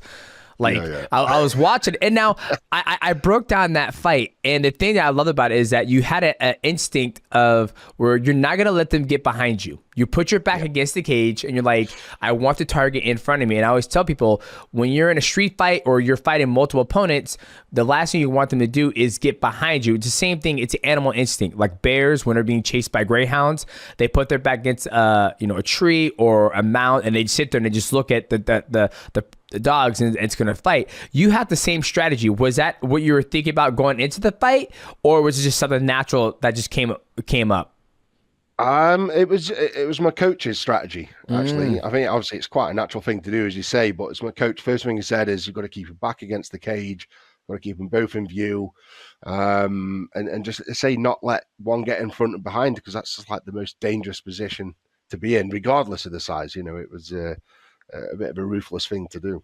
Yeah, and he kept landing those leg kicks. I'm sure they probably didn't do it. It was like they're trying to annoy you to bring you out of the cage. And one of them kept landing the little leg kick. I'm sure it probably didn't hurt you at all. And then once you came outside in the middle of the cage, all hell broke loose. That's when they all started attacking you, and shit just went. It looked like what would happen to a polar bear got a hold of two baby walruses. That's what it looked like. To be honest with you, like how you just shredded through them. Like, tell me like what you saw and how the fucking power bomb. What did you just like? What, they just throw them? So, I mean, in training, we did a lot of picking up and using their body against the other one. We had a little bit of an agreement in place where I wasn't allowed to actually slam them down. So, like, there were no actual power bombs allowed. So I had to do a lot of training of just picking up and letting go. So you picked up, you just go, just threw it in fucking air. But the aim was to pick him up and sort of throw him onto the other brother to cause chaos and then follow it up with shots. Didn't quite get that. But if you notice, so I picked one up and sort of let him go in the air. And then if you notice, I go to do exactly the same to the other one. I go to pick him up and throw him, but I couldn't quite get the grip under his stomach. So that plan didn't quite work. But then as I was picking him up, I just spotted little man standing up in the corner of my eye. And I was like, oh, yeah. Bang, and he just sort of walked on to the shot, which was very silly. It was well, I think you did it right, because you picked one up, you threw him in the air. That's the funny the funniest part. And now that I know that you weren't intentionally trying to powerbomb him, you just toss him in the air like a bag of potatoes. Then the other one shoots, and you're defending the shot, and then the other one comes up, and you're trying to let that one up. He comes up, you just go whack like a big ass bear paw across his face. You drop him, and then they stop the fight. They get the one you knocked out of there. Then it was just you versus the other one, and then it was all that she wrote. You passed this guard, you had a beautiful knee right, and that's all she wrote. So I think you and your coach's game plan worked out pretty damn well. Yeah, we're quite happy with the game plan. It worked. It wasn't how we thought it was going to go, but it actually worked out better in the end. I think that is to say that fight, it was literally 5 seconds of madness, but it just went viral. It went absolutely everywhere. But couldn't have happened any better, really. Oh, it caught my eye. That was the first thing. I was super excited. I was like, I am breaking this down. I needed the full video, and my community loved it, and I loved it. So I wanted to get an opportunity to talk to you on the MIGHTYcast. All right. Did you watch DJ's breakdown? I got to know. I haven't seen it. No, I haven't seen it. I've checked out the channel, but I didn't see that. I'll send it to you. Watch it right now. Okay, watch it right now. It blew up on our channel. So DJ's mic cut out because he laughed so hard from the power bomb that hit the mic. I want to go back to the beginning. So you become one of the strongest men in the world. What was like growing up in in the UK? Did you grow up with a family who was in bodybuilding strength competition, or was it something that you just fell into? Like, walk me through the journey of you navigating through middle school, high school, and then into when you started to do the strongman competition.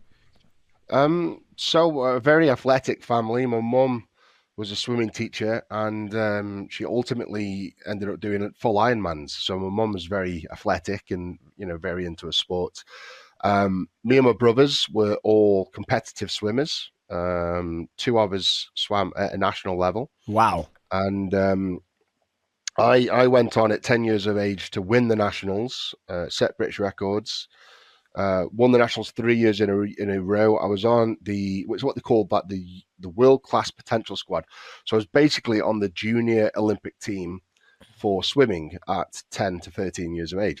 So I guess the sporting element's always been there, and I've always had the base of being strong from the swimming.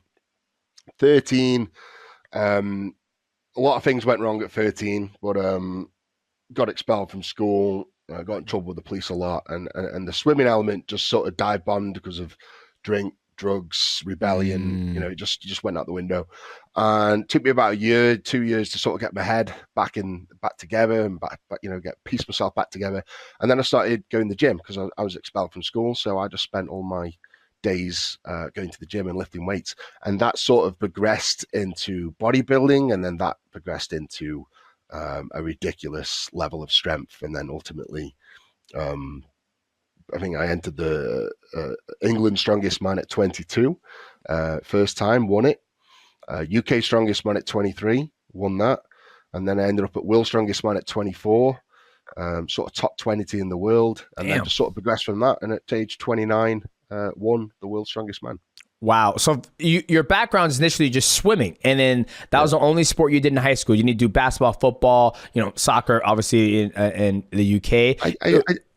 I did a little bit of everything, really, but swimming was my main sport. I did a minimum of 15 hours a week swimming. Damn. 15 hours a week of swimming? Yeah. How are your shoulders? Well, that's why I've got such good mobility and strength in my shoulders. Like, they're fantastic. Yeah. Gotcha. See, for me, I've always had horrible rotation in my shoulders, but when I swim, it helps. But when my coach say, "Dude, you can't swim," I mean, you're putting 15 hours a week in and swimming, so you're just boom, boom, boom, boom. And I'm sure you're doing butterfly, you're doing breaststroke, you're doing all of them, and so the rotation of them is good. But I would say if you're doing that when you're 10 and 13 at a national level, 15 hours a week, that's gonna put some wear and tear in it. Like, have you had any shoulder surgeries, like labrum, rotator cuff, or no? I had a slight labrum tear in, I think, 2016. And I did that in training to do the world record axle press. So I actually held the world record for the most weight ever lifted above the head in the strongman world. So I tore my labrum training for that, but it was only a slight tear, and a cortisone injection sorted it right out. And I've had no real problems with my shoulders since. Well, God bless you. You got good ass genetics for putting in 15 hours of swimming as a kid and then be able to go into strongman and not have any major, I guess you say, shoulder, like deep, like not deep, like your shoulders are mobility. I've got no sort of like grinding or tears or ligament, like nothing. Like my shoulder health has always been really good, and I always put down my shoulder strength down to my mobility from the swimming, because I've always swam. I didn't stop swimming. I always continued. Even my strongman days, I'd do like even just 1 hour a week just swimming, and that was to literally help the mobility in my shoulders, my back, my hips, just keep everything flowing. So, and even now, in fight camps especially, I'll swim 4 times a week. Damn.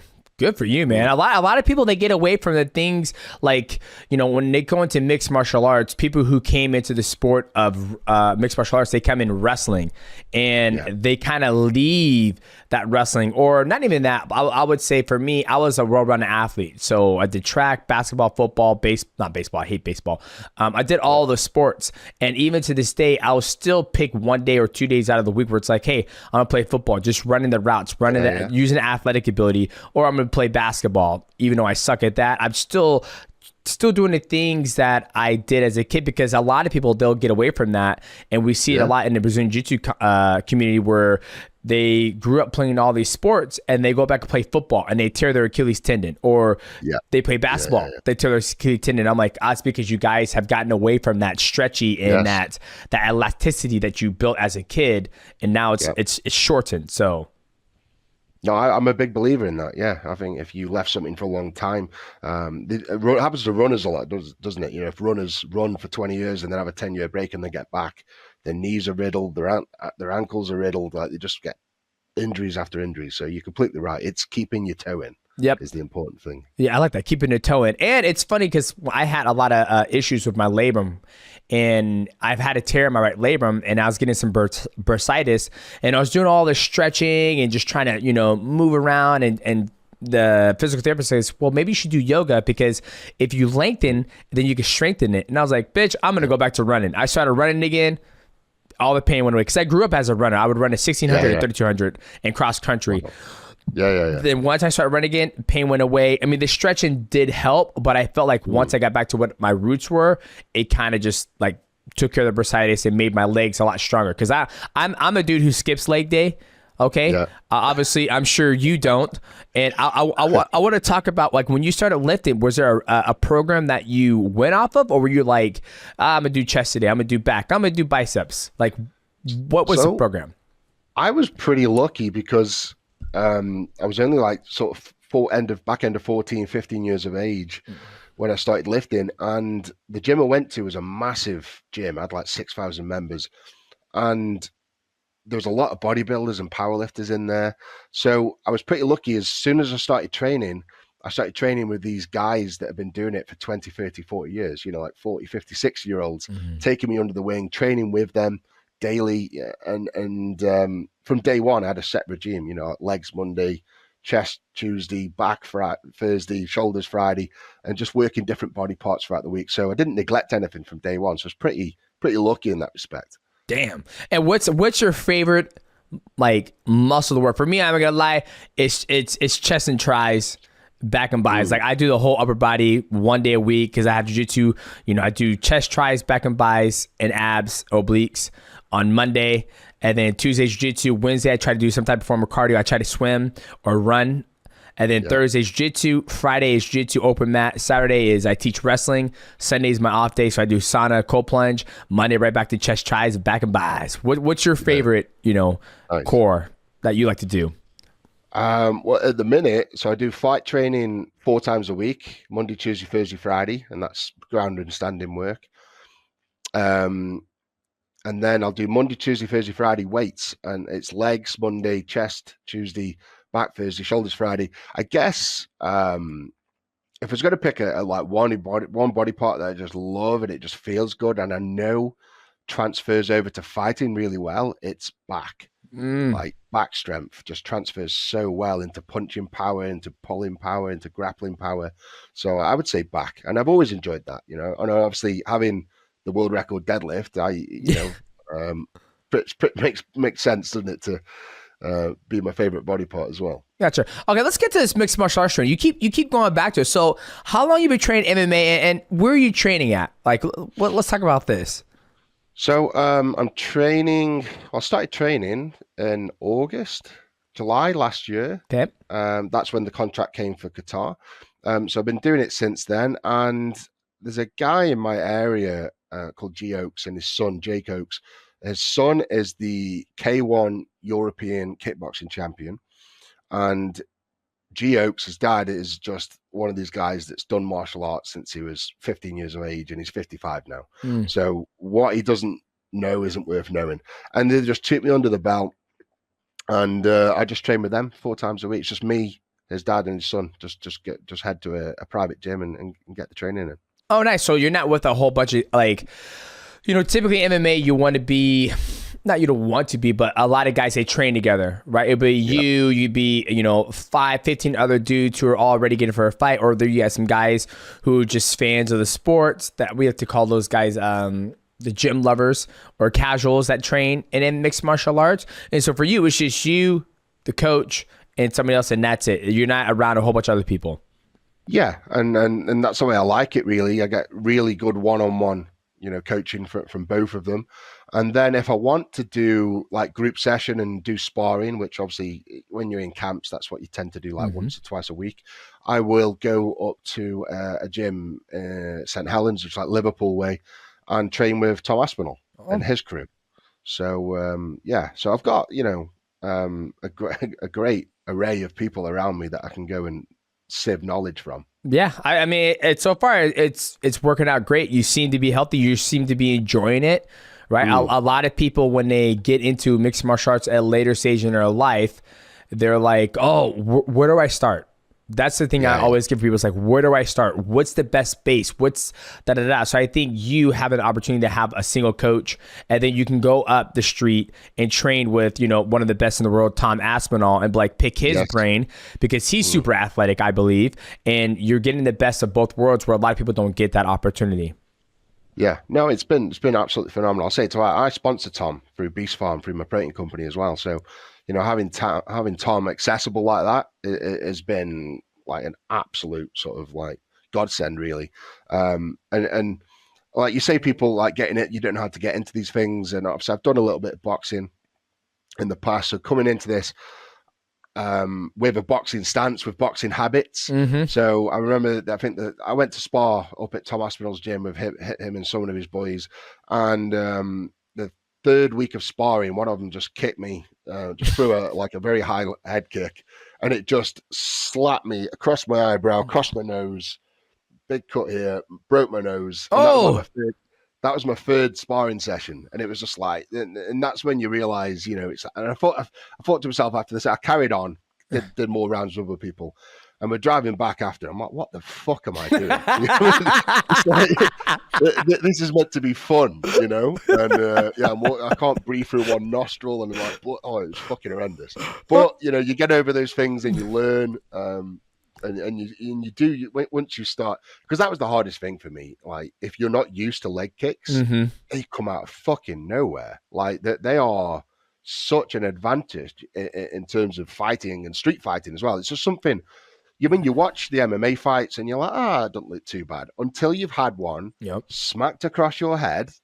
You have no idea how hard those fucking leg kicks are, because they make punches feel like soft in comparison. So that was hard. That was a hard learning curve. And it definitely made me keep my guard up in the MMA world. Yeah, I would say, like, when I'm watching fights, it's always so hard to see because you never know what the judges are looking at. And people are like, what's scored higher, a leg kick or a punch? Or for me, I would score a leg kick a little higher, depending on how it's landed, because leg kicks demobilize you. Like, it literally hurts because you're throwing your whole, if the guy is throwing it correctly, he's throwing his whole hip into it. And as you know, as a powerlifter, you can generate so much more power with your hips at full speed than me going yak, right? And there's more weight behind the leg kick as well. Yeah, no, I can back that up. I mean, obviously, I've been in the world of both now, and I've had people like Tom Aspinall kick me through a pad, the thickness of a mattress, and it still felt as though it nearly broke my leg. And to think, like, I would hate someone like Tom, like, just landing like a shin across the side of your head. 100%, you're getting knocked out. I don't care how tough you think you are. Like, those leg kicks are a different level. Like, you can't explain it, can you? Till you've had one. Yeah, till you felt it. That's like, for me, when I got into mixed martial arts, because I come from a wrestling background, and when I was in my wrestling stance, and so when somebody kicked me, at the amateur days, I'll just take him down. And then when I started training more with my head coach Matt Hume, he would kick me twice. I'm like, what the fuck? And granted, he's like 170, 175, and he would just dead in my leg, and I can't even walk. And I'm like, dude, like, why don't we just leg kick everybody? He goes, well, it's kind of hard to land a leg kick, to be honest with you. So, I mean, that's always the ultimate goal. But leg kicks do way more damage than, a punch to the face. A lot of people like to say, you're crazy, but let somebody kick you. Let somebody kick you twice. Good leg kickers, and it's a wrap. I would rather you punch me in the face 100 times than take one of your leg kicks. That's the difference, though, isn't it? Yeah, it really is. Yeah, 100%. Yeah. Now I want to talk about, so you're doing your strength training, and you're also doing mixed martial arts training through together. Now, do you think the weight training is sufficient enough to be viable in mixed martial arts, or would you rather be on, like, is your strength training like it was when you do strongman competition, where you're like, for me, I do like beach body muscle, so I'm doing like chest flies, I'm doing dumbbell press, I'm doing tricep extension, I'm doing lat rows and all that stuff, or are you doing a specific lift to cater to the mixed martial arts training that you're doing? A little bit. Obviously, it's catered around being explosive and being strong for a fighting purpose, but it's always going to have that little bit of, I quite like big shoulders. Yeah, yeah, keep that looking good. Of course, So I think I think the inner alpha in all of us just wants that, I could just put a bit of muscle on here, get that bicep a bit bigger, and it's not going to help the fighting career at all, but you do it. So yeah, I'd say 80% is like explosive movements, like power cleans and whatever. I'm just working toward making myself more powerful, more explosive for fighting. And then 20% is, I look in the mirror and be like, fucking hell, my shoulders are a bit flat, better do, and I'll pump them for a couple of weeks, get them back up. So yeah, it's a good mix. Fucking love that. Now let's talk about your diet. What's the biggest, so for me, obviously your diet has to be through the fucking roof. Like, how many calories you eat in a day, how much protein, walk me through that, because I feel that's like the biggest thing that a lot of people miss, right? Like I say, abs are made in the kitchen, not in the gym. I would say it's pretty much with every piece of muscle is that if you can work out as hard as you want, but if you're not giving your body the right supplements, the right food intake, you're not going to grow. And I've experienced that, recently, is that I've trained, after my last fight, which was May last year, 2023, after I got done, I was like, you know what? I'm going to see if I could put some size on. I've always been small, always walked around 142, and I'm going to get to a strict lifting regimen. I'm going to try to eat 7 ounces of protein. I don't know what ounces are in, in your metrics or whatever, but it's like at least I think 50 grams of protein every meal to try to get up to like 150. That's like I want to walk over there, put some muscle on. It is a fucking lot of work. It is a lot of work. So for you, you're 360. You're training 7 days a week. It's from what you told me 2 days, 2 workouts a day. What is your eating like regimen? It's pretty cool actually. So in the strongman days, I would have about 12,500 calories a day. Whoa, you said 12,500? 12,500, yeah. How do you get? How the fuck do you get 12,500 calories a day? So just huge amounts of food, So like if you had a bowl of porridge for breakfast, I would have a bucket of porridge, and that is the simple math. You just whatever you'd eat times it by 4. You're having a portion. You're having a handful of pasta for your lunch. I'm having 8 handfuls of pasta. It's literally like that. So the diet would usually be about 70% healthy, and by healthy I mean like steak, chicken, rice, pastas, vegetables. And then probably 30% cheesecake. And He said that.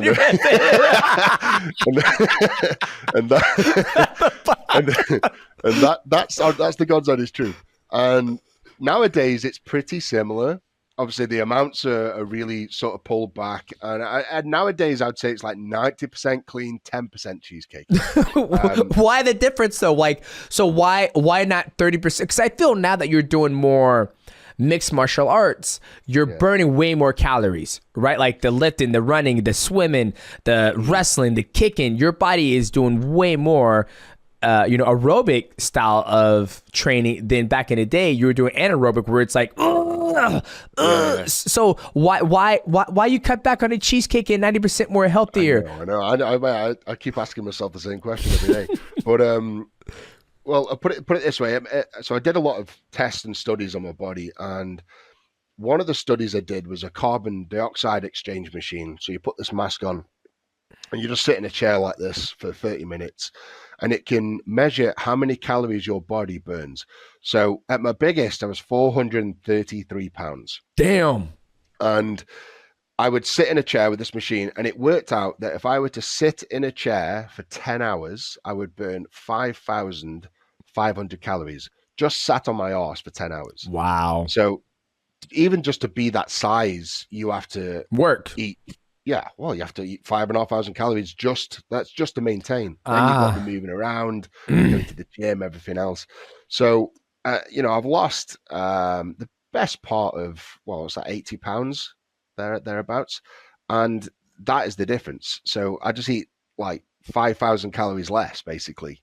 And the gist is I don't need as many calories to sort of just function like that anymore. Gotcha, because you lost 80 pounds. Okay. Yeah, I eat more fats now, so I get my energy source more from fats, and I'll only eat carbs to fuel sessions. So I'll only eat carbs before my morning fight session, and I'll only eat carbs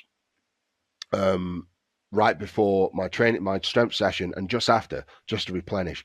Other than that, I don't really eat carbs. So it's just like lots of ribeye steaks, chicken thighs, cooked in butter, eggs, lots of dairy, lots of like Greek yogurt, full fat milk, all that kind of thing.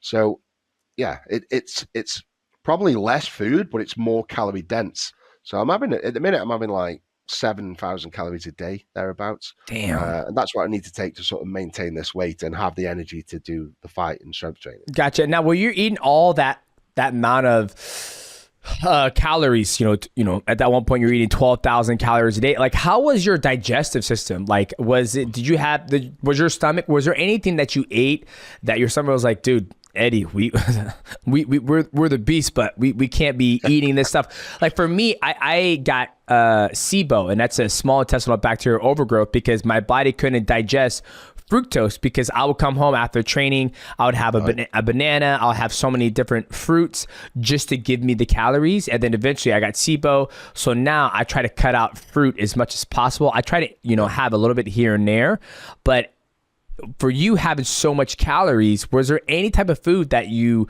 were like, dude, I can't have that, I cut it out? So I did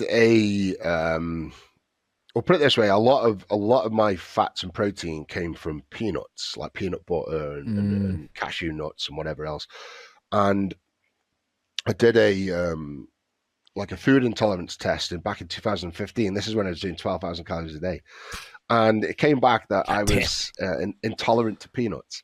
And, What the fuck? and I was absolutely fucking gutted because I was smashing in like at least a full jar of peanut butter every day, thinking to myself, oh, this is great, good fats, good protein. Yeah. And I always thought to myself, why do I take about 7 shits a day? This is going right through you. And then I had that test, and I went back to shitting twice a day, and it was just like, you fucking bastard. So yeah, that was one instance.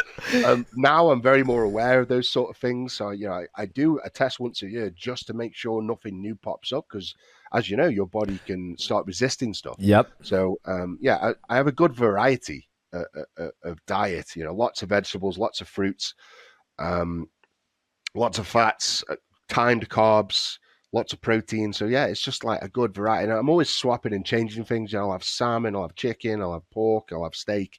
Always swapping the vegetables, always swapping the fruits up. So just making sure your body's got variety, and that way you don't really get any problems. Yeah, that's right. It's funny you mentioned that your body starts to resist things or forgets how to digest certain things. Because when I was going through my SIBO testing, they're like, all you can have is chicken with nothing on it, white rice, and that was it. And then you can have egg whites. And I would have to do that for, I think it was 2 weeks straight. It was the same shit every single day. This bland oatmeal, no fruits, nothing at all. And then after I got done with that, they're like, okay, now when you start to eat other foods, it's going to be hard on your system because your system has forgotten how to digest that shit again. And then I was like, are you serious? Like, yep. Like your body will get so used to eating the exact same thing every single day. It becomes so efficient. It's like, oh, this is easy. Then you add something new. It's like, what did you just do? Like we were living a good life. So it's kind of interesting to hear you say like, you're killing the peanut butter. You're fucking loving it. You're having 7 shits a day. Next thing you know, it's like, yeah, you're allergic, Eddie. You can't have that shit where you're like, you motherfuckers. How could you? I was fucking gutted. Fucking love peanut butter as well. Fucking ruined my life. It's almost to the point it was like, it's not worth living anymore. Can't have peanut butter. It's fucking terrible. Now, does your wife cook for you, or do you have a special chef that does all that cooking?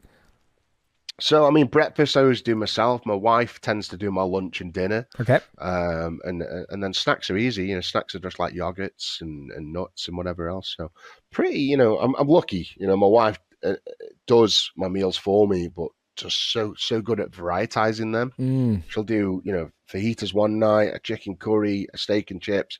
She'll just swap and change it, and it's great because that's exactly what I need. That's what's up. God bless your wife. It's funny. Once I started on this path of having seven ounces of meat in every single meal, my wife cooks a whole bunch of shit. And next thing you know, I'll run out of protein. And I'm like, man, I'm really hungry. She goes, babe, I love you to death, but my life doesn't consist on where's my next fucking meal. Okay, so you gotta let me know. And I was curious, like, well, you're eating way more calories than I am. I wonder how your wife feels about you eating that much calories and also keeping up with the cooking.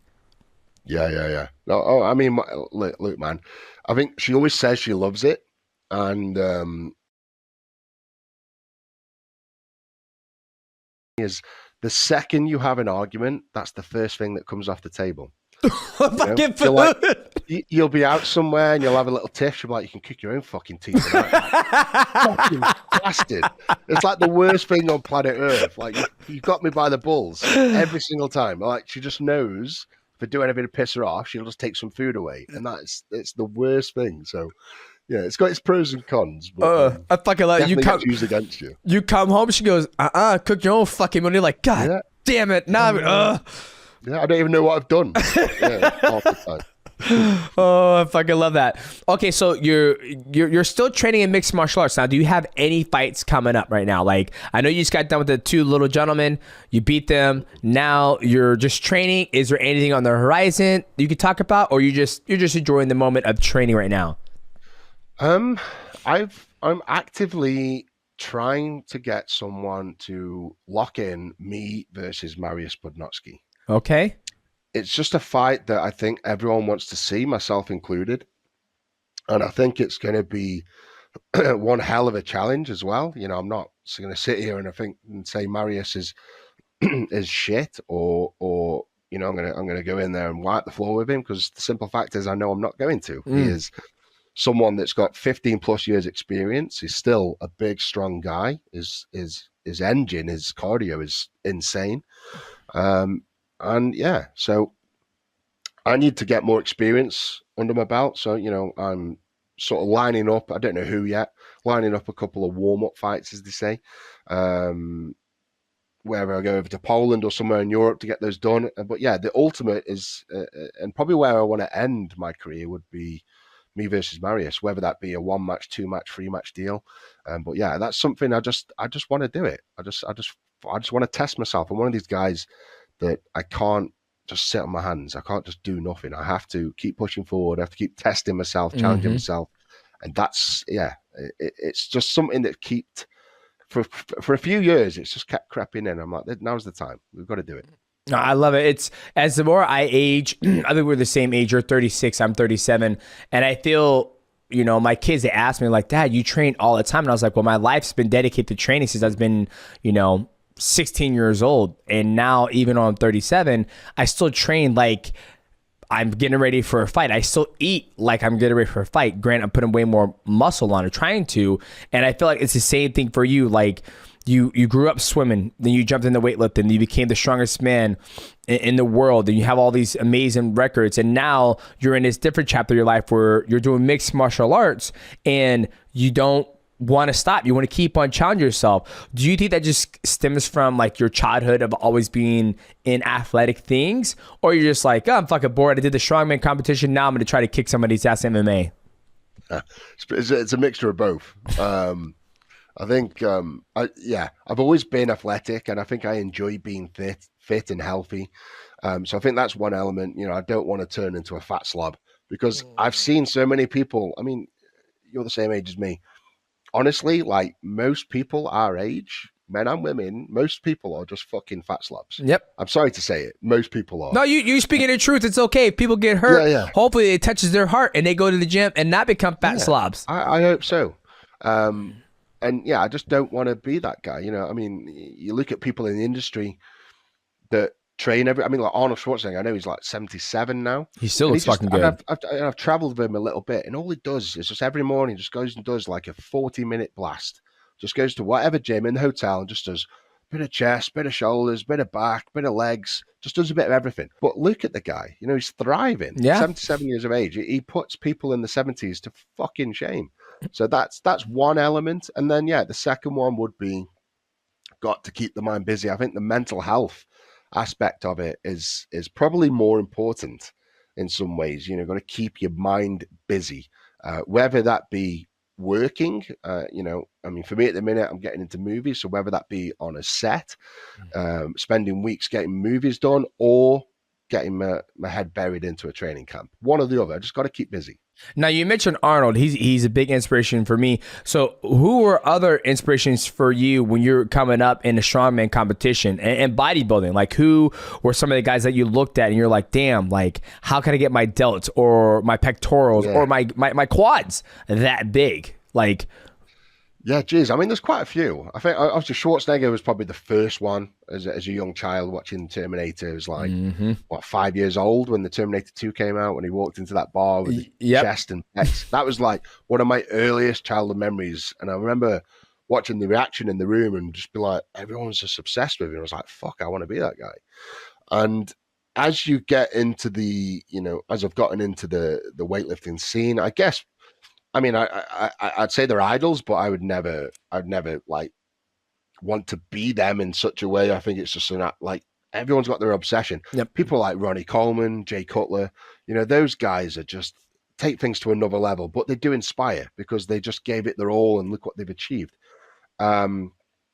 People in the industry now, like Schwarzenegger, Sylvester Stallone, and I guess coming into the strongman world, Marius was one, Marius Podnoski, Sudrunas Savickas. I wouldn't say he's got anything with looks, but just the sheer power and achievement. Brian Shaw. So yeah, I've got quite a few number of heroes and people that have inspired me over the years. Damn, love that. And what would you say is the hardest thing for you to grow on your body? Was it your chest, delts, back? What was the hardest thing? For me, it's my chest. It's definitely your penis. It doesn't matter how hard you train it or how often you use it or what you put into it, your penis never grows. I was fucking You're looking at me. What the fuck's I was like, the penis. Yeah. You didn't quite get it. I didn't get it. I'm sort of like, huh. He's trying to make that grow. I think Airman's trying to get that thing even bigger.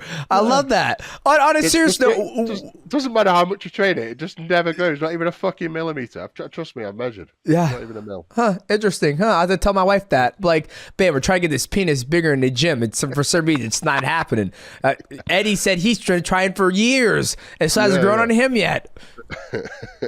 Well, for me, it's always been my chest. I've always tried to get like a massive chest. Obviously, you want to be proportionate, right? But for me, it's like I always want that little shelf at the bottom. And I know genetics plays a big part in it, but people are like, dude, you got to hit that fucking decline bench. You got to hit them dips. You got to hit I'm just like, dog, I hit all that shit and it still won't grow. Yeah, no, I can appreciate that. I think as a strongman, I've been pretty lucky. As I say, I've been. You probably find if you Google Eddie Hall at my biggest, I was like 433 pounds, and I was like, I'll send you the picture actually, so you can put some context to it. I was literally like a cartoon character. Like my shoulders were like boulders, my traps were just like above my ears. Massive chest, massive back, massive legs. Just there was no weaknesses. So I think for myself, there wasn't like I wouldn't looked at myself. The other thing I would say is my belly was big, but it was solid. Like it was just muscle. And people like got this illusion that it's fat. But I've had lots of people like, oh, when's the last time you saw your dick? I'm like, look, buddy, poke that fucking stomach, and and it's fucking like a rock. And then they're like, oh fucking hell, like they don't quite realize the thickness of your core and everything, So yeah, there was no weaknesses for me. I think I was, and even now, I think even if I wanted to grow a muscle group, I just zone in on it and I'll get it massive in no time. Gotcha. Yeah, it's funny as we get older, like our cores seem to get thicker. Right, just naturally, it just gets thicker. Like I was talking to my dad, he's up here. My dad's actually from the UK. He grew up in Kent, and so I'm gonna be going to actually London in 2025 to meet my other side of the family that are over in the UK. My uncle, Uncle Steve, he's still there or whatnot. But as we get older, like my dad, he has a little, a belly. He's 64 years old, and I'm like, I gotta have abs all day, and somebody's like, well, your core is always going to get thicker because you have a functional core. It's muscle. You look at a bodybuilder's core. There's a guy who bodybuilds at the gym I train at. He was like, I don't do abs whatsoever. And I'm like, why? And he goes, because I don't want to get thick. I don't want my core to get super thick. And I'm like, so your abs are pretty weak? He goes, pretty much. Like it's aesthetic. It looks strong, but ideally it's not strong at all. Yeah, no, I can reinforce that. I know quite a lot of bodybuilders that won't train lower back or abs at all just to get that thin waist. So yeah. Fuck, Lord, they won't train lower back either? I think, yeah, honestly, yeah. Wow. It's always really shrink it in. It's so weird. It's like they look strong, but but in hindsight, they're not strong. You know what I mean? Like functionally, they're not strong. Or if you say, hey, I need you to do, 30 medicine ball slams, 30 burpees, 30 this, Oh, and then diet. Yeah, so it's Fucking hell, yeah. it's always fascinating to see that. Okay, so we got big fights that are in your guys' hometown, not your hometown, but in your side of the world. Tom Aspinall's taking on Curtis Blades. You have Leon Edwards taking on Bilal Muhammad. How I want to get you've been training with Tom Aspinall. You're in the mixed martial arts now. How do you think those two fights are gonna come out? Obviously, Tom Aspinall, your training partner. I believe he's probably the best heavyweight right now. Above, John Jones hasn't been active, right? A lot of people get a little butthurt. Dana White gets butthurt that people are like, there has come a point in time where the champion, which is Tom Aspinall, gets the recognition that he deserves. Yes. Right. And I'm not taking anything away from John Jones. John Jones is one of the greatest of all time. When he comes back to the octagon and fights Stipe Miocic, he's going to do great. But right now, the spotlight's on Tom Aspinall. How do you feel that fight's going to play out between him and Curtis Blades? I think Tom will do absolutely fine. I think that Tom's going to have a lot of nerves there because of their last fight. Yep. I think was it like 30 seconds into the fight, he blew his knee out. So there's always going to be that nerves there, but he knew what the issue was and he went away and he completely fixed that. I think he was doing like 5K runs twice a day. He was just doing stupid runs. Jeez. And his knees were weak. If you're going to throw a kick when you're doing 5K runs, you're going to buckle yourself. And I think that was a big learning curve for Tom quite early on in his career. Yeah. And so he's fixed that, So I think the confidence should be right up there, but I know he's going to be nervous, and Tom will openly admit that. I think nerves are good. If you're not nervous, then you're doing something wrong. You're in the wrong sport, really. So, but yeah, I think Tom will do absolutely fine. I can't see him getting injured again. He's fixed everything that he was doing wrong in the past.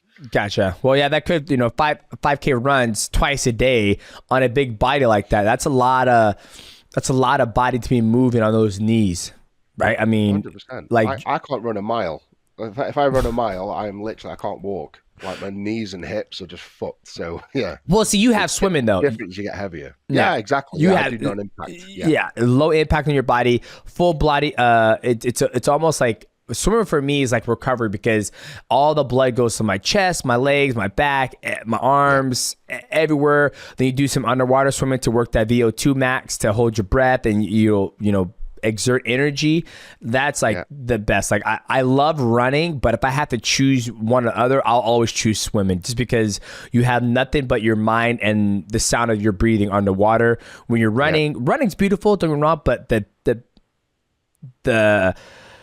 buildup of your knees, your hips, your ankles, the constant, you don't want to run for 10 minutes. You want to get a good, nice, long cardio burn. So I'll always choose swimming over running. I've heard a lot of fighters quite recently say that they've started swimming and it's literally transformed the way they feel and fight. Oh, so I couldn't recommend it enough for fighters. If you want to get cardio, swim. Don't batter your body any more than you're doing already.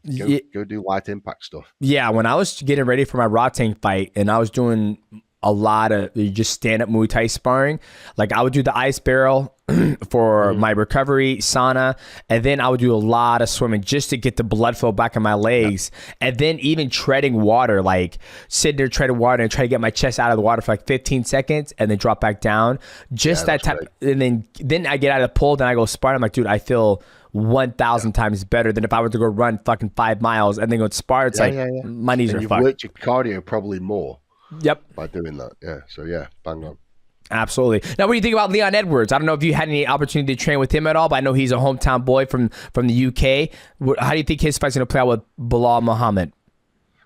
I mean, look, I'm not expertly fielded to answer that, but I think Leon has definitely propelled, and I think he's on a good trajectory. So the way he's been going the last few years, why wouldn't he win? He's got every chance to. Shit, hell, you could have said he's a hometown fucking hero. I'm going for my boy Leon Edwards. Fuck you, Bilal. Good luck. That's pretty much But I will say it. So good luck, Liam. Good luck, Leon Edwards. You put the other guy. Yeah. Oh, I love it. All right, Eddie. What about Paddy? Are you? He's a very divisive guy. I know DJ is probably rooting for Bobby Green in that matchup. Bobby Green. But yeah, Bobby King Green. Paddy Pimblett. Yeah. So what are your thoughts on Paddy Pimblett? Yeah. Oh, I mean, when Paddy came onto the scene, I thought he was a breath of fresh air, a little bit, because I feel like sometimes, no disrespect to anyone, I just think sometimes sports need a personality to sort of bring it up a level, get more attention, get more eyes on it, and Paddy definitely did that. So I like the guy for that reason. He's just like didn't give a fuck, just said what he thought, did what he wanted. A bit like Conor McGregor, love him or hate him, he has made the sport so much bigger. You can't deny that. So I think Paddy's very similar in that respect. 1000%. I think that as I've been covering the sport more now, and I've been part of the sport forever, as I'm at this stage in my life, I enjoy the stories of the athletes and their charisma and what their goals are, right? Because there's so many good fighters out in the world, right? Like now that I talk to you and listen to the strongman and you eating all those calories, now I'm more invested in your story because I'm like, okay, here's a guy who's basically achieved everything in strongman, and now he wants to venture into mixed martial arts and he wants to get these fights with Marius. And I'm like, okay, well, I'm invested now. Right, so I was already a fan when you fucking threw homeboy up in the air and you swatted him like a fucking polar bear. Now I'm even more invested because I'm going to see, can you get those fights? How is your transition in mixed martial? How is your growth in mixed martial arts going to go when you fight somebody who's similar to your size? Might not have the same amount of training as you do, or the same dedication, but I'm excited to see it. So there's a story where you go bring it back to Paddy Pimblett, when you bring it back to Conor McGregor. It's like, okay, is Conor McGregor ever going to come back and get ready to fight Michael Chandler? Who knows? How is Paddy Pimblett going to do? What's his career going to be like? Is he still going to be bubbly, or not bubbly, but is he still going to have that charisma going in through his rest of his career? So I totally agree with you on that. Yeah, no, bang on. I think when we need the Conor McGregors, we need the Paddy Pimbletts of the world to progress and to inspire people as well. It gets eyes on the sport and it gets people into the sport. So yeah, I love that. Okay, Eddie, Michael, is there anything else you got for my man, the Beast? I'm sure he's got a meal waiting down in the kitchen to feed that body. No, I would say just talk a little bit about your YouTube. You got 3 million subscribers and you post some great content on there. So kind of how did you become almost like transition from the bodybuilding and stuff to a YouTuber in a lot of ways? How did that happen? I guess the transition to become a YouTuber, I just saw it as a stepping stone to propel my personality out there. I had a good connection with my fan base on Instagram and Facebook. And I just couldn't quite find the right platform to connect. So started with YouTube and just started enjoying myself, just doing stupid shit, buying stuff that I never thought I'd buy before. Like I bought myself a road legal tank. I've got the world's smallest car. Just having fun.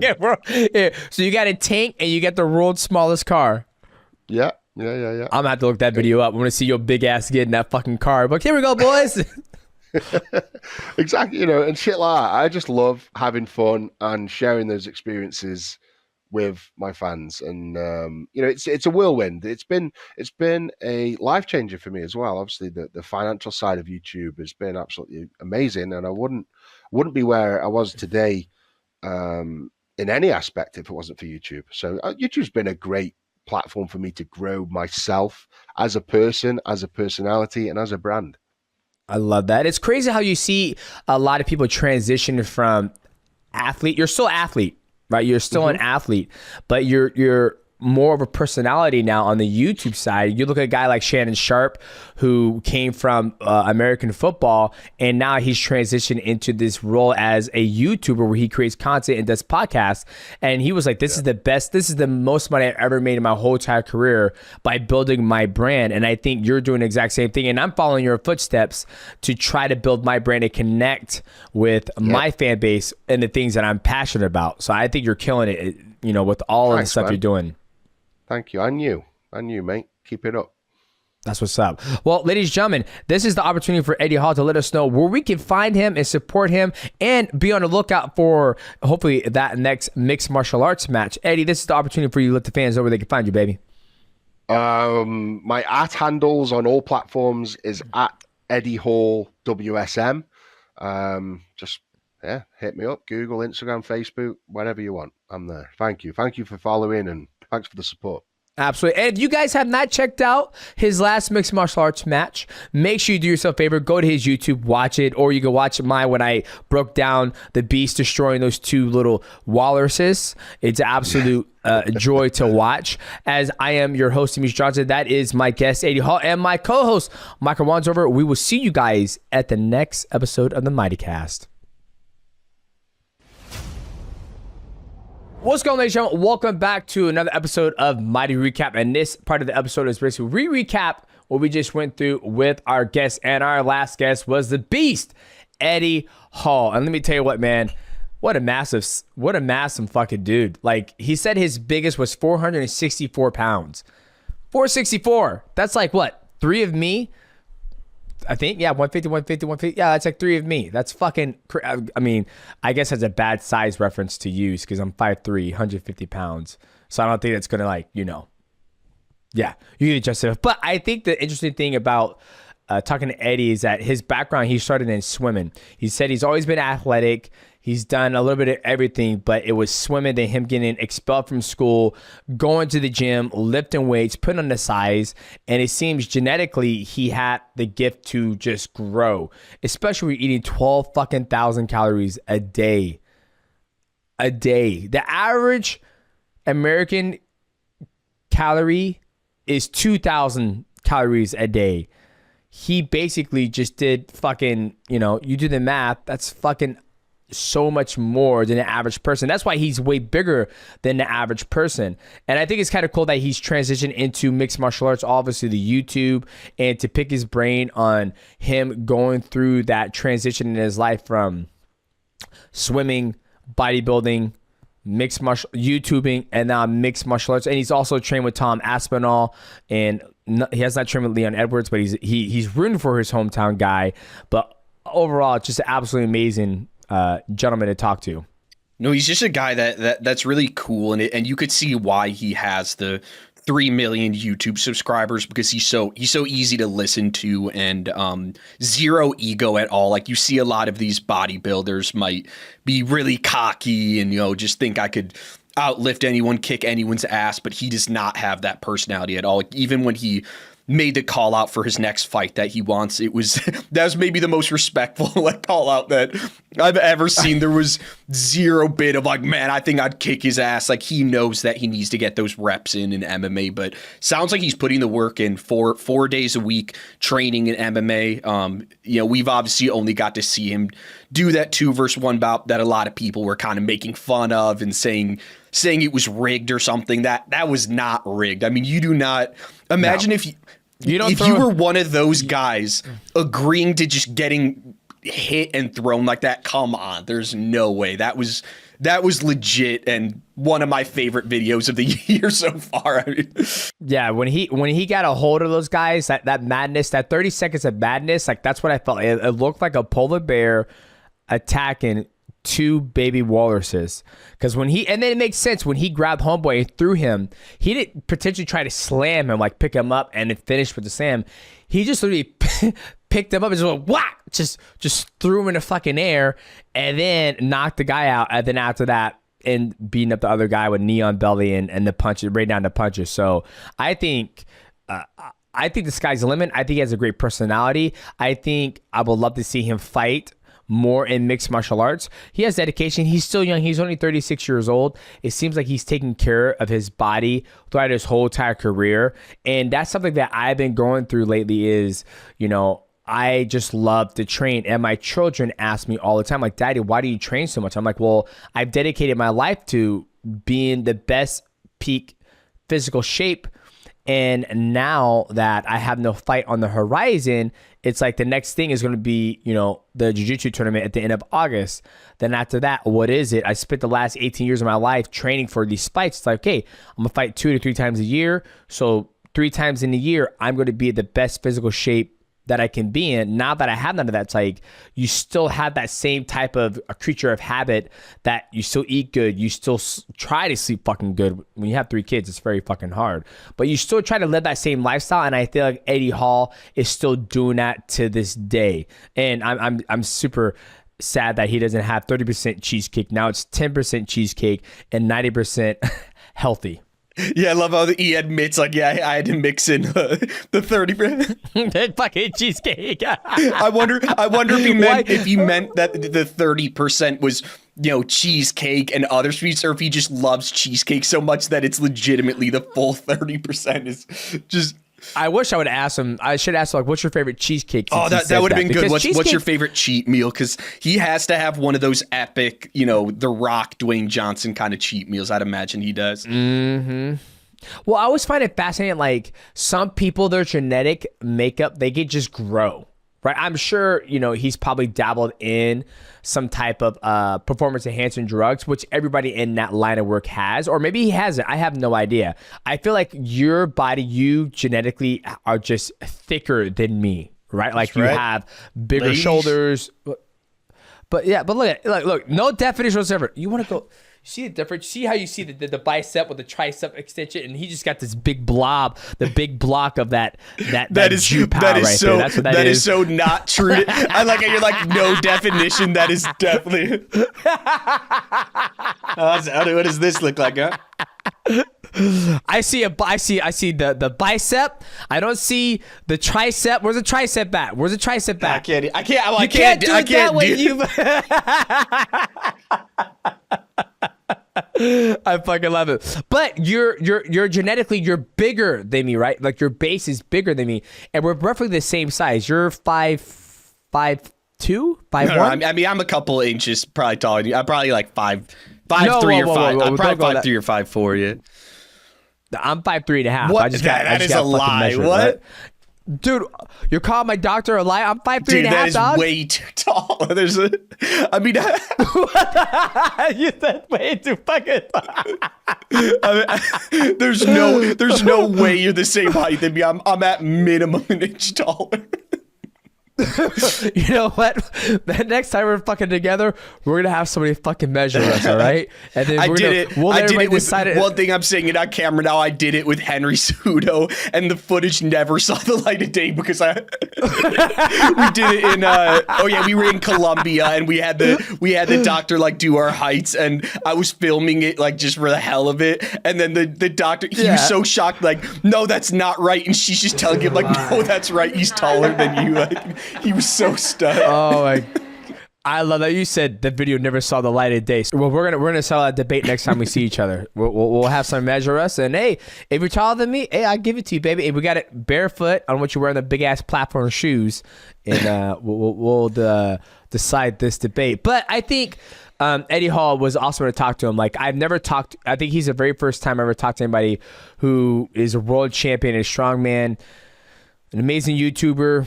Looking to do some mixed martial arts, and just to hear how many fucking calories he ate in a day is just, I'm so blown away by how many fucking calories. It's just, I'm just in awe of that. Yeah, and one thing we talked about transitioning this weekend, UFC 304, pretty stacked card. I always love filling out the UK cards with as many UK fighters as possible, which that's obviously why we asked Eddie Hall about the 3 big names on there. So we don't want to spoil too much of your final predictions or stuff, but I'm going to roll through the card that we got this weekend. Leon Edwards, Bilal Muhammad, obviously great title fight right there that we've been waiting a long time for. Tom Aspinall versus Curtis Blades, which I thought that was an interesting point that you brought up in the conversation. I'm in agreement with you that this feels like an undisputed heavyweight title fight. It might not be, but to me at least it feels that way. It has to. It has to. And like I said, I love John Jones. I'm a big fan of John Jones. He's on my fucking gold mountain next to my black ass, right? But I still feel that, you know, a lot of people got to understand that when you are the champion of the world, and granted, he is the interim champion of the world. So once Jon Jones steps into the octagon, our great friend Chael Sonnen of the show, he said that Tom Aspinall is stripped. He is no longer the interim champion of the world. So with that being said, and here's the thing, by law, the interim champion is supposed to fight the champion, which is Jon Jones. So technically, the Stipe fight versus Jon Jones has no merit whatsoever. The only merit it has is that Stipe is one of the greatest heavyweights of the UFC, right? Like, I want to say he's one of the greatest heavyweights of all time. That's just my personal opinion. I think there's a lot of other athletes in the heavyweight division around the world have done more than, like, a Fedor Emelianenko. You look at, I enjoy Krokop's career. Krokop has way better highlights than Steven Miocic, and that could just be from the competition level. But I think the true heavyweight fight that needs to happen, and this is my personal opinion, people might be like, oh, well, DJ, you who cares what you think? This is what I think. I probably just contradicted myself there, but I think it should be Jon Jones versus Tom Aspinall. There's no reason why. Yes, who knows if Tom Aspinall is going to be around 3 or 4 or 5 years from now, right? But you look at Stipe Miocic, he has a fought. The last time Stipe Miocic has fought was when he got knocked out by Francis Ngannou. Since that time, Francis Ngannou has had 2 boxing matches. Since that time, Dustin Poirier has lost 2 world title fights. Since that, I could go down the list of how long it's been since Stipe Miocic has fought. And obviously, Stipe Miocic is doing what he does. He's doing the firefighting. He's saving people's lives. Thank you for your service, Stipe. But when I look at just the facts of like how long it's been since Stipe Miocic has fought, and for him to get the opportunity to fight against Jon Jones, granted this fight was supposed to happen, but Jon Jones got injured. It's still like, I just don't like. I just feel that that fight is overshadowing what Tom Aspinall is trying to do in the heavyweight division in the UFC. And I know Stipe Miocic came out and said that he isn't holding back the division, and he's true. He's not holding back the division. Jon Jones can say, you know what? I'm not going to fight Stipe Miocic. I want to fight the best of the world right now, and that is Tom Aspinall. He's a young, hungry lion. He is the interim champion, and how it is supposed to be work. The interim champion and the champion are supposed to unify the belts to make it one champion. Highlander rules. There will only be one. And then after that, if Stipe Miocic still is there, they fight. But obviously, those two are a lot older. So but that's the thing too. Tom Aspinall has among the shortest average fight times in UFC history. So what if this fight, he just, and Curtis Blaydes is a tough opponent, great wrestler, all that, but absolutely, let's just say that he just demolishes Blaydes, right? Gets through it easily. How foolish will Jon Jones versus Stipe look then? Because it is July, right? And then they don't fight until November, and Aspinall's just sitting there fresh, if he wins in the first, and this is, of course, I'm saying a situation where this might be a war, and I take back what I'm saying, but if that happens because Tom Aspinall has one of the shortest average fight times, then you're especially looking at it like he could have been ready for MSG, and we're instead getting Jon Jones Stipe, so it does feel a little odd for me. Yeah, it's just like I said, like when I when I go to the gym, I start vibing out with the boys, and we start talking about mixed martial arts. And Tom Aspinall is one of those guys who come up because he is the interim champion of the world. Like, people are more, like, the newer generation are more inclined to knowing who Tom is than Stipe, because Stipe hasn't fought in a very long time in mixed martial arts. And the last time he fought, he got knocked out by Francis. Francis is no longer in the UFC. Francis has been boxing. So it's just something that a lot of people like to talk about, and I think it's something that I'm passionate about too, because I want to see the best fight the best, right? And I think right now the best in that division is Jon Jones versus Tom Aspinall. And Stipe, I don't know where he lines up in that, because when was the last time Stipe won a fight in the heavyweight division? Can you please enlighten me on that? Yeah, so it was Daniel Cormier, August 15th, 2020. So, 4 years ago.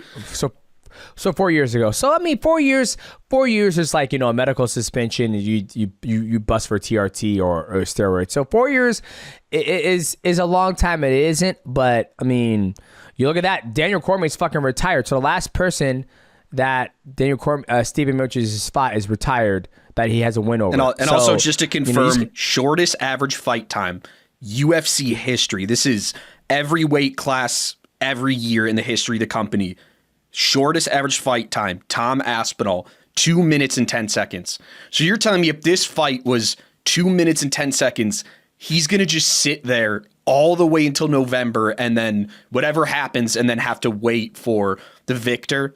It's crazy. I don't think he has. I don't think he has a choice. I don't think he has a say. So what happens? I mean, that's mixed martial arts. That's how the cookie crumbles. And then even after that, you know, I don't know. I'm excited to see this fight. I'm excited to see Curtis Blaze versus Tom Aspinall, the rematch. And then we'll, depend on who wins that, it kind of open up the heavyweight division to see what John Jones will do next after Stipe versus John Jones at MSG November 9th. And, you know, we'll just go from there. But I think all in all, the chat with Eddie Hall was amazing.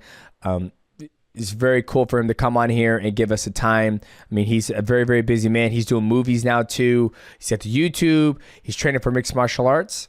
I loved it. So, boys, if you enjoyed this episode of the Mighty Recap, please do us a favor. Leave a like, subscribe to the channel. Also, go give Eddie Hall a follow on his Instagram and his YouTube channel.